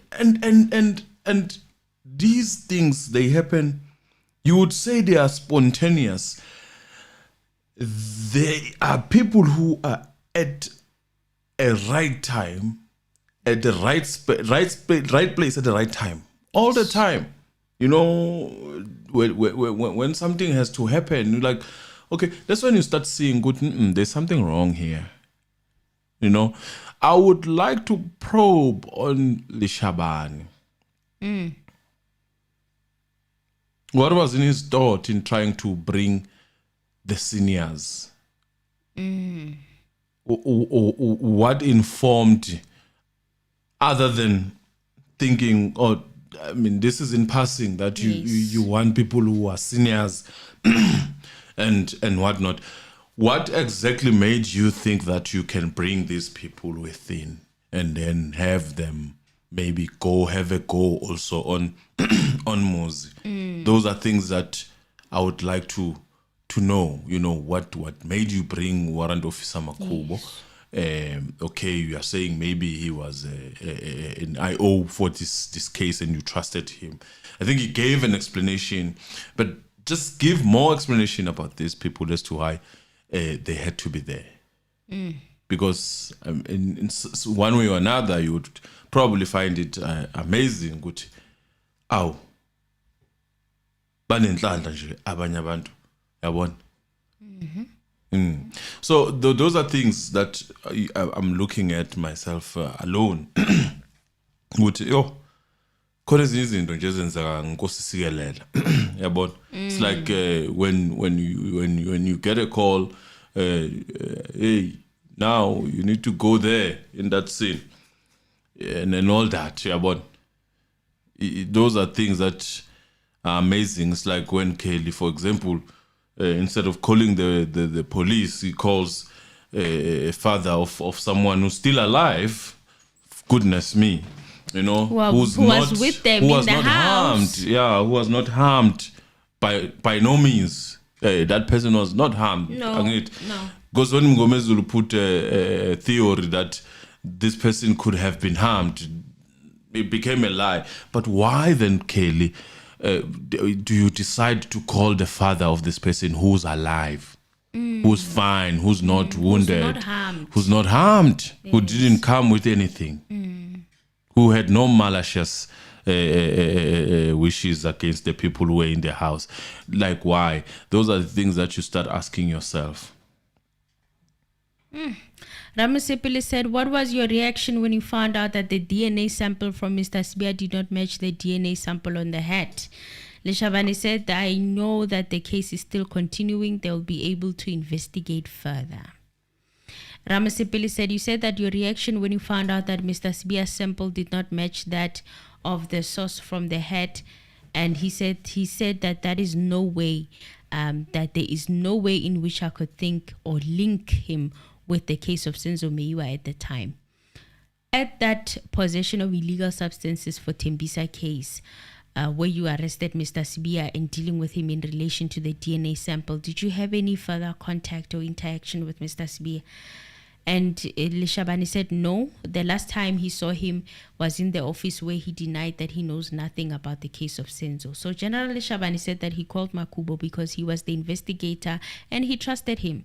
But he wanted somebody who's neutral, who is a crime buster, knowing that if neutral crime buster, he was with Makubo, maybe that time that was the impression that he had, And no. I'm not.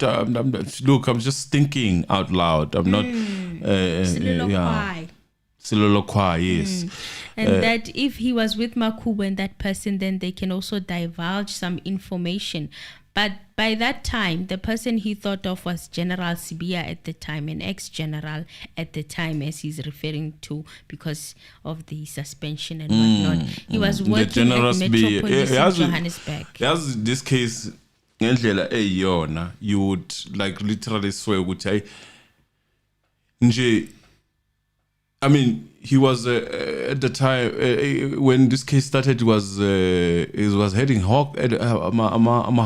Yeah, he was the head of Hawks. Head of Hawks, and then he eventually found himself on the scene because he was called. I don't know by who. Yeah, but there's someone who called. I think in the line of commands, there's someone who called from. We are just picking up on the stories, and then here's Leshabane also ufuna a crime buster. Crime buster. Yeah, and then he calls Usbia, who's now no longer working for conveniently at this point in time. Obviously, is no longer working for SAPS. He's working for what? Metro. Johannesburg Metro. Yeah. GMPD. Yeah. So let's continue. Well, Bale said, my lord, he is eliciting hearsay evidence unless if he was to lay the basis for the hearsay evidence. Angithi manje sekuvela amagama manje abomakubo General Sibia. So manje kumele si-object phela. Kumele si-object, must do something. Well, Ramasipili once again requested the general to refer to the communication between himself and Constable Zungu. The reports that he received from Makubo and General Sibia, they constitute hearsay, and he's tried to caution him several times. Well, General Leshabane said that he wanted the court to hear the full story.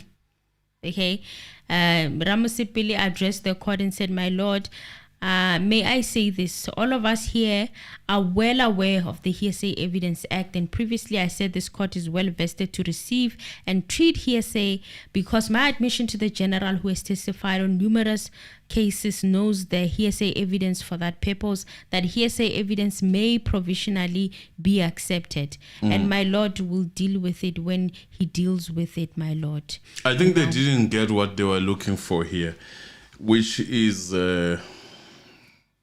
who's coming next or who could be on the list? Oh, yes, when they were trying to ask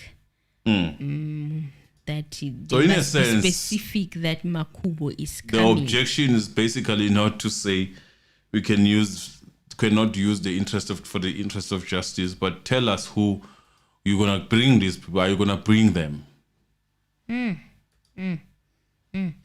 Well, as they were busy deliberating there, Mshololo said, my learned friend has indicated and asked this court that the hearsay part of the evidence be provisionally admitted, and he will deal with it when we are making the address on the merits of the case, which portion of the evidence should be accepted by the court and which portion of evidence should not be accepted by the court. Ramasipili said further, my lord, it is so ironic, and I will tell the court why. Wait. When I see deep, when you deep, I think you can take my chair at some point. Yeah, definitely. Caesar is sharp. Sharp. What else could he? And then he said, and I deliberately brought that record because I know this thing may raise its ugly head. The very same advocate Baloyi, and I'm not attacking him as a person. He said to the court that he admits Constable Zungu's hearsay evidence in respect of this particular witness. I'm going to call General Leshabane off my head. The transcript of the 7th of September 2023 reflects that. More so, Advocate Nisi correctly says that Zungu, over and above testifying about the hearsay evidence about what the general said, he also testified himself about the hearsay of what General Leshabane and General Sibia confronted him with. Also, what Warrant Officer Makubo confronted him about. So this is a messier field. Hence, I said the court is well vested to treat this evidence and to receive it. Baloyi wanted to respond, and he said subsection 3 clearly states that hearsay evidence may be provisionally accepted if the person upon whose credibility the values of such evidence depends on himself testifying at such proceedings. He was reading all of this from a book. We have seen statements of people who have passed on being used in that court. This whole case is built on hearsay evidence. This is basically, we are on a hearsay evidence every day. His case is literally built on that. If honestly we were to remove hearsay, this case does not exist. Well, Baloyi said that they consulted Leshabane. The main witness, so-called witness, Zungu, is a hearsay walking. He's a billboard of hearsay. Ngizwa Hey, Baloyi. The arrest of the other accused is based on hearsay also. Yeah, it is. It is based on hearsay. So there's no evidence that this they case, presented so far. Chauke was right. Yes, he was. In my opinion. He was right. He was right. Yabo. A seasoned prosecutor. A seasoned prosecutor was correct to say, go back to the drawing board, investigate. As a director, athi awubuye ngapha. Akunikeza scope. Hayi. Buka manje. Uzothini ke nje ulokhuzana manje lo wegun ma barrel and aspirations. We learned ama issues of gun. Uzothini manje? Angazi. Phela bayambulala manje. Bayamqeda ngeevidence. So now what do you say after this? What do you say? Hey, angazi. Asiqhubekeni. Angazi ngampela. But he said that they consulted General Leshabane and decided not to call him after putting on record that they will be calling him just to get Zungu's hearsay evidence admitted in their case. He was blocking Gomezulu at the time, as far as I remember, and Gomezulu is the one who actually wanted General Leshabane to come and testify. Well, Ramasepeli reminded him of where the objection actually came from, and it was General Leshabane stating where General Sibia worked in Joburg Metro, and that he's not understanding the nature of hearsay evidence complaint here. Baloyi told him to lay the basis. If they are calling Makubo, then they should say so. Nisi said, I think the state's anticipation is found wanting. We am let alone and no more late. It's good to prepare. Are you bringing bringing this person or not? Because we need to prepare. The judge asked the time and told the general to continue with his evidence. Then he said Makubo gave evidence in this court. And yes, he did in the trial, within a trial. And if Mr. Ramasipili wants to recall him, he can recall him. And the objection by the state will be deferred. It's a first time, ne? It's a first time. It is on record that the accused are not happy. About the position that conduct, the judge finds itself on, where they are not now even sure about the most common thing that you should expect from the judge, which is to be objective and not biased. Yes. So what now we are going to do is to give you a demonstration of the position that we take, that we are actually not biased, but it shouldn't fool you. Now and then, our position, our position will come. So you should don't get used to it. Don't get used to it. Take it while it lasts. So General Leshabane then said, "My lord, I'm not learned, but Advocate Baloyi told me about hearsay. Here I'm not talking about hearsay. I say when I was in my office with the two people and Zungu, it is not hearsay." Well, Ramasipili said, "Let me divert. When did he tell you about this hearsay, Advocate Baloyi?" Leshabane said in 2023 he called me. It was a nice meeting. He was with Gininda and Mfundisi, and it's where they told me that your statement is hearsay. We cannot be able to rely on it. And then Ramasipili said, "We'll revisit that. Proceed from the point where the argument or objection started, where you were saying that Constable Zungu, that is General Sibia, he's no longer with the police, but I want him to hear at my invitation for the purposes of the interaction in this room. Proceed from there." Well, Leshabane said yes, and also Makubo was the IO when we were there. I never started the topic. I said two people must listen carefully to what Zungu was going to tell them. It's where he said he will never divulge about the issue of Gwabeni, and he said also that Nkani is also involved in the case of Senzo Meyiwa, and he used that name Nkani. In the diary, he wrote Nkani.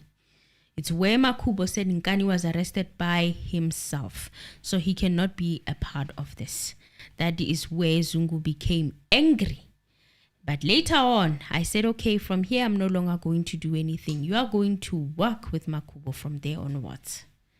And was that the last time you entourage Zungu? And Leshabane said, no. Ramasipili said, sorry for my intervention. You said that when Warrant Officer Makubo confronted and refuted the allegations of Zungu, and Constable Zungu became livid. Remember, in your head, it should be clear that according to the investigating office,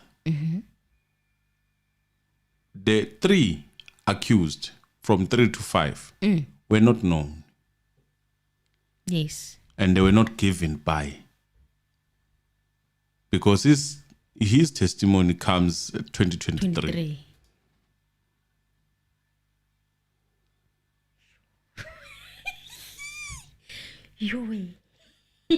Well, he was angry because he says, I know these people. These are my family. I know them. So Makubo took a photo and showed Zungu that really he knows Nkani. Where did Warrant Officer Makubo now retrieve that photograph is what Ramasipili asked. And Leshabane said it was in the docket, but not for the Senzo Meyiwa case, for another case. Then Leshabane said, after about 7 days or so, Zungu came to my office being angry. He said, after I led you there in the office that day, I was called by Makubo and Butelezi. And then when he was there, they said, you, Zungu and Leshabane are cooking this case. And he was angry at the time. What I know, they said, is that 2 people entered the house. If they don't believe in you, they will hit the wall. I was surprised to hear that. I said he must not work with them, and he was saying that under oath. Now, the commotion is being created. The fight now between Warrant Officer Makubo, Butelezi, and Leshabane. Yes. They are now made to fight, so they shouldn't get along. Yes. Leshabane was supposed to pick a theme. I don't know what told him, but they remained neutral. Wise man. Wise man. He chose well. And then Ramasepile said, was that after the week when he said he was interviewed by Captain Buthelezi and Warrant Officer Makubo? Did you see Zungu again? And Leshabane said, yes, he told me to say, you know what, I don't want to hear anything about your minister, Cele. And somebody senior said, I must never speak to Cele. Somebody senior said, I must never Here speak comes to that Cele. senior again. The reason that was that after my national commissioner Stole, I am the one who gave him the number of Zungu. Thank you for mentioning that. But later Zungu says that I reprimanded him about why he went to the national commissioner under oath. So my lord, I just wanted it to be very clear that the reason why I wanted Cele is because Cele was also controlling the detectives who were handling the case, because there were different views. That would be Buthelezi and Makubu. Makubu. So, which team prevailed? Is it a team of Cele or a team of Stole? That's a question. Between the two teams, because it seems as if there were two teams, I think, based on this evidence. So the team of Stole prevailed if Gininda was appointed by Stole. And to even state that there was no communication, this senior police officer reprimanded him from going to Cele. And then Leshabane talks in the same sentence, talks about giving Zungu the numbers. the numbers of Kehla Stole. There were people who were saying that two people came in and others were saying those guys inside, they shot at Senzo. So I wanted Mr. Cele to hear from Zungu himself so that people cannot lie on him, so that the members cannot lie on them or lie to them. And he refused to meet Cele, and I was disappointed. Ramasipile then asked, after that, did you have any interaction with Constable Zungu? Leshabane said, no, he came. I normally don't call him. He called me to say, you know what, I have a problem at Tembisa. There's one warrant officer that is accusing me of being an informer. He said, please, get me another station. I got him a station, a place at our area, Tembisa cluster, the station next to Edenvale, but I've forgotten it. And Ramasipile reminded him, if it's, would that be Sebenza? And Leshabane said, yeah, Sebenza, Poolside Station. And Ramasipile said, and after that, he was transferred to Sebenza Police. Do you have any contact with Constable Zungu? And Leshabane said, no, from 2019 up until now. And then he said, no, from 2020, I met him in 2020 when I wanted him to get a house in Sebenza Police Station. And then, no. Why do you today. think he said there is someone who's saying, I'm your informer? I don't know. Pela with Zungu, some of the staff, I want you to notice a pattern here. what's the pattern? There is a pattern of how Zungu arrived to Leshabane, in my opinion. Yes. And there is a pattern also of why Zungu would say certain things. Like, people are saying, I'm your informer. Yes. Yes. Again, we are shifting this case back to Leshabane. Maybe Zungu was an informer, but for someone else.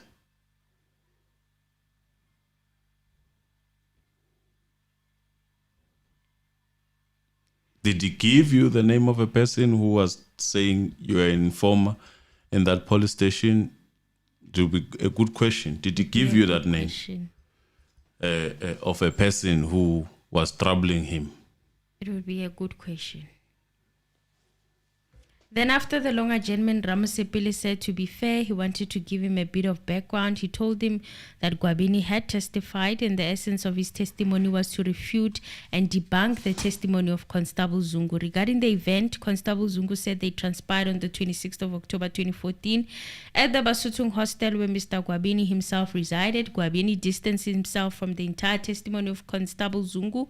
Ramasipili went through the evidence of Constable Zungu with the witness, but Loy objected, stated that they have repeatedly referred to the case of Mafaladi. So what he basically wanted was for Ramasipili to go through the statement line by line. Ramasipili said that he does not understand the nature. He wanted Ramasipili to actually say that there is what do they call the statement of Gwabini that they say he made? What is it called? Is it a statement?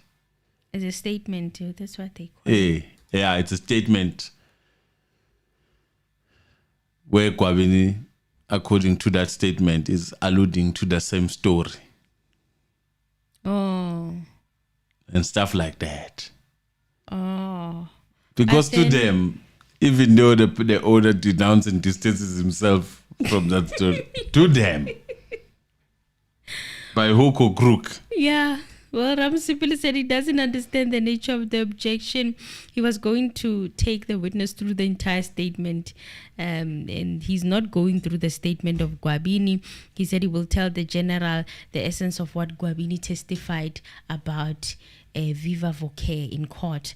Well, Ramasipili said he wanted to revisit that aspect and he wanted it to be on record to show that some of the procedures that are applied here in court, he gets amazed each time.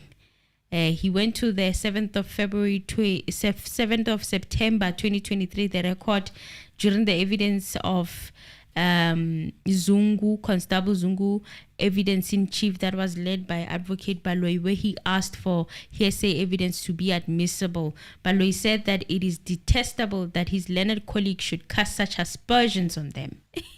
He said they are mischaracterizing their objection. At the time, he said that he must lay the basis. Instead of laying the basis, he blames the state. He should have in terms of the hearsay rule. This was the first time I saw Advocate Baloyi actually angry. He always tries to suppress. I don't know. It was nice.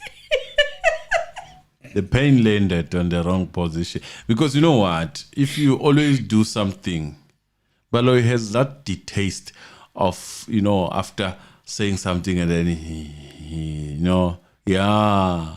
But this time around, it's crickets. Baba. But it's Kokondera. Well, Ramasipili told Leshabane about the evidence of Zungu, and Leshabane said that on the 26th of October 2019, he was personally present at the hostel. He never told him that he was there at Basutung hostel, and Leshabane said that he also told Advocate Baloyi when they were doing the consultation.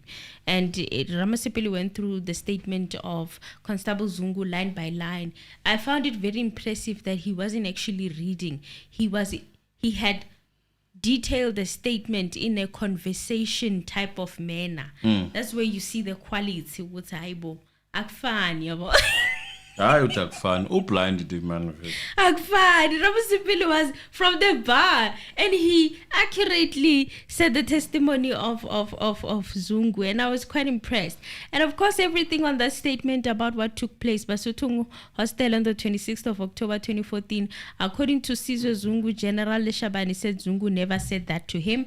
And now they went to Sfiso Gwabeni Zungu, who testified in the case and essentially rubbished all that testimony of Constable Zungu. He denied each and every allegation that he said Constable Zungu did not tell you about.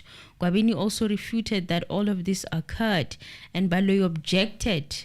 Ramasipili said Gwabeni said he saw him in 2017 after not seeing him since their primary school years or days back home. So the testimony that Constable Zungu was with him at the hostel is also incorrect. He called it pure lies. Okay, and that is what Gwabini said on the stand, and it is the testimony that despite your request for contact details of Gwabini from Zungu so that you can follow up on the information that he was giving you, he flatly refused to give it to you. He refused to make a sworn statement of the information that he was giving to you. Leshabane said that he told Advocate Baloyi, Gininda, and Mamfundisi that they must be careful of the statement of Zungu. Okay? He told them straight. The reason is because after I submitted the statement to Gininda, Gininda phoned me to say that Advocate Baloyi is not happy about my statement because it's just hearsay. He said, you must come to the office. I went there. I found Advocate Baloyi there. It's frustrating, if junior members, they try to give sorts of testimonies to Advocate Baloyi in the court, which were false. He said they were false. They try to give false statements or testimony to Advocate Baloyi and the court.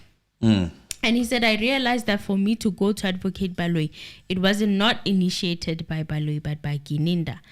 And Baloyi said, what is the relevance of what transpired during the consultation? Our learned friends don't put on record what transpires during cross-examination. What's important is that what is contained in the witness statement. He's talking about the statement of Kwame that needs to be put on record. There's no point in traversing issues that happen in chambers. We must now recall all those witnesses to come and comment on what happened in the chambers and veer completely away from the issues that the court is seized with. It's improper to canvass such issues. And Minister said that was odd to hear, that kind of objection, asking the relevance of what this witness is testifying about. What is there in the mind of the court is irrelevant to this case. The consultation that he had in the office of the state prosecutor constituted part of the investigation. And he was doing on this case. It is well understood that the state might not be happy about the information that is coming out here, but the court will be reminded that this is not the first time that, they hear what transpired in the office of the state prosecutor. The court heard it from Mr. Makosonke, Zondo. There were no objections, but simply because this testimony comes from a high-ranking officer, then the state feels that they need to object. It is all material times. And he said, as I'm stating, let's press the like button, guys. Please, let's reach that 600. I beg. You beg. Oh my God. Hey, Yavana Ubaloi, guys. I don't know how to say this without saying it. But it looks like the chickens are coming home to roost. And he said, we don't have anything to hide because we are not guilty. We are not the guilty ones that are afraid. But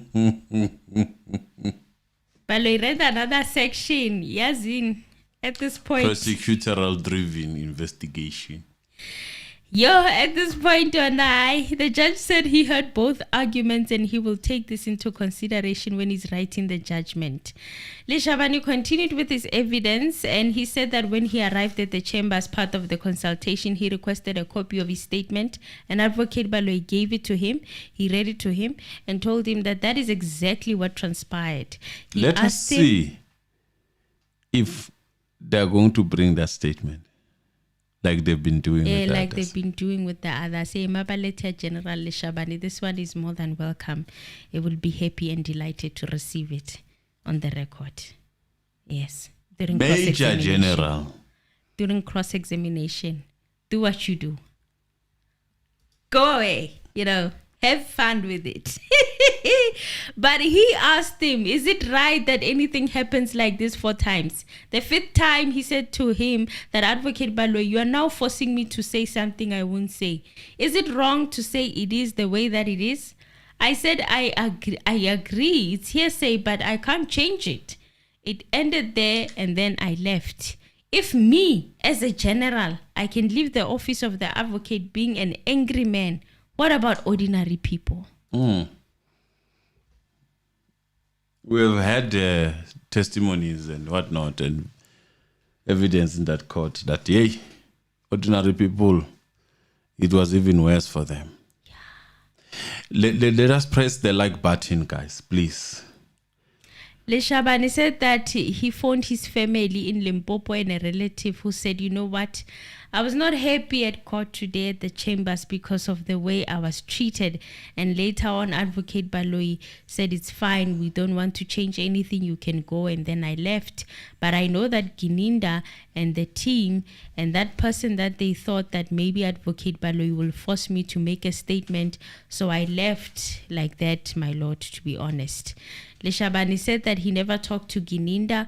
What he heard was the Captain Buthelezi from head office was assisting the team in terms of the occult cases. So he was the one who went to talk to Tumelo, and he said he never went to speak to Tumelo himself.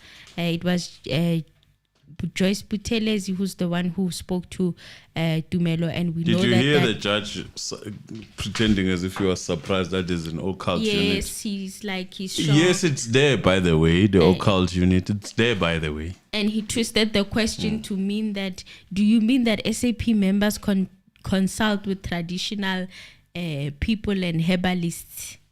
Your investigating officer there that you love so much brought Ubab Lion Zwane and called him a witch doctor. Ziko baba.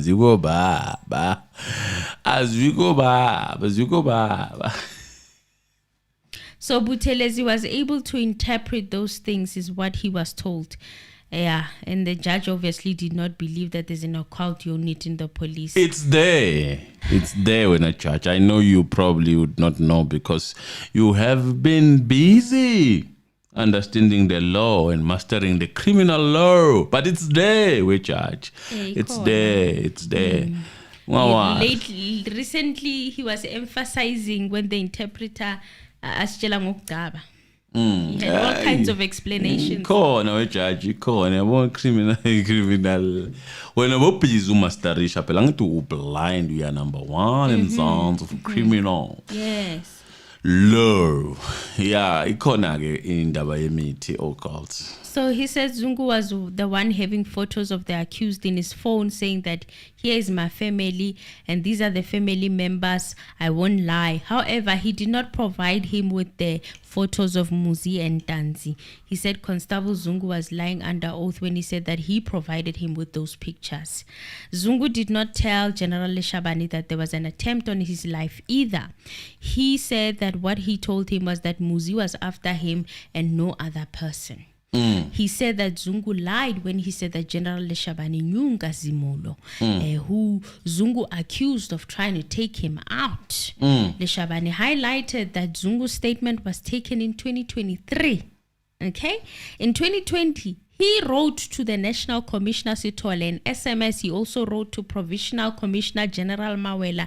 He complained about Gininda, where he said he was with Zungu.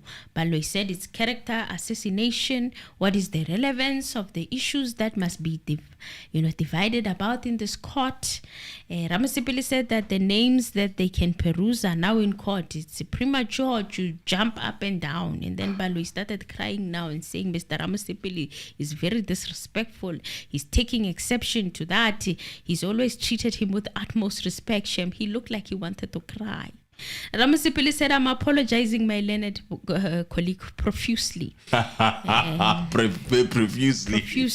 Yeah, Ramasipili. And then we have joined the party now. And then he grabbed. I feel like we have really blamed this defense team. Yeah, Nami, I felt guilty today. They are, and I've got my reservation about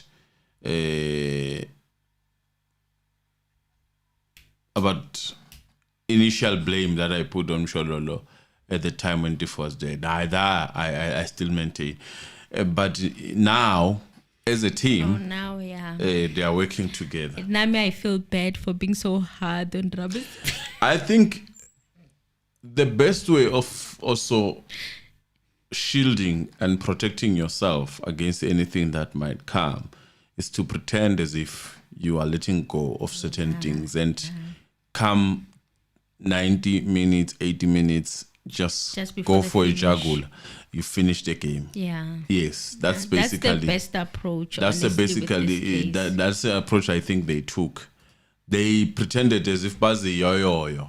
Yeah. We were even pissed because maybe there's something they know that we don't know. We don't Or know. there's something maybe that they were kind of not feeling easy about. Yeah. I mean, Mgomezulu at some point talked about how at some point he There were felt like he people was outside followed. his yard. Yes, he was followed. Yes, and all that. Was he followed or people outside his yard and all that? Yes. Yeah. So I mean, actually, it was a great move. They are not all of them. They're not bad. They are good. They just didn't want to be robust from the beginning. Yeah, from the beginning it Because because they saw and what happened to day 4. They were seeing what were happening. Yeah, to so everyone pleading the case. they were taking turns. If you noticed, it would be now and then Ramsipiri would be like, oh yeah, we feel like, oh, he's got it, and then Nisi, and then Nisi stops, and then Umalo, come, and then stop, and then obvious Mshololo. You know, I think it helped. It did help. Look, you confused the enemy. It helped. Confused the enemy. It helped. It helped very much. Because if you're gonna be, in this case, a hero from the word go, No. I think the heroes from the word go, in my opinion, they never made it. That's my opinion. One way or another. No, they didn't. Yeah.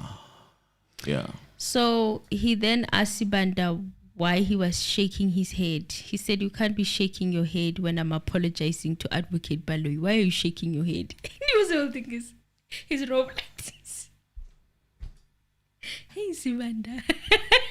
Well, the judge asked for the time and he said that he has never seen advocates behave like this. Of course, he's lying. I don't believe that for a second, especially after you go through the proceedings of that JP trial. Do you recall that? That was a mess. So Constable Zungu then told General Leshabane that Gininda is forcing him to write false statements implicating him in this case. And he said that if I don't do that, I will be arrested. That is where he texted Sithole and Mawela and thought that they would give the case to another person because as a general, he was complaining about a colonel who is forcing this constable to write false statements. Luckily, he contacted Gininda and Gininda said that those are lies. He can never do that. This was back in 2020, a year before he retired. So guys, from me, I'm done. And guys, sorry, today no calls. One man. Thank you guys. Thank you. Tomorrow maybe when Leshabane and Ramsipiri finishes. We don't know what is banda nomgad. But they're definitely gonna take long. Yeah, so let's Azomhlalisa lapha ya. Yabona ngendlela yobaloya kwate ngayo. Asazi ukuthi what they are digging, what statements from where. I wonder umazi nomngani wakhe ulokhuzana ubani konje ubani uremorse Who's remorse? umazinyo no remorse ukuthi Oh, Mazinho no remorse.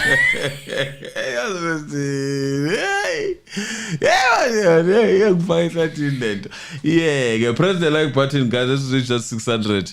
Hey, you forget that in there. Yeah, hey, you must no remorse, but has no reason. Another one who also used to gaslight like this. Now they are acting surprised and shocked with the Josie Banyoni case. They're like, the NPA. And I'm like, hey, bo. I'm like, what did you, the same person who are saying, oh, this case is divided into two. I'm like, hey, what's going on? Why is he acting so brand new now? What's him? What have you, Rife? Why are you shocked that the NPA? Rife? Let's press the like button, guys.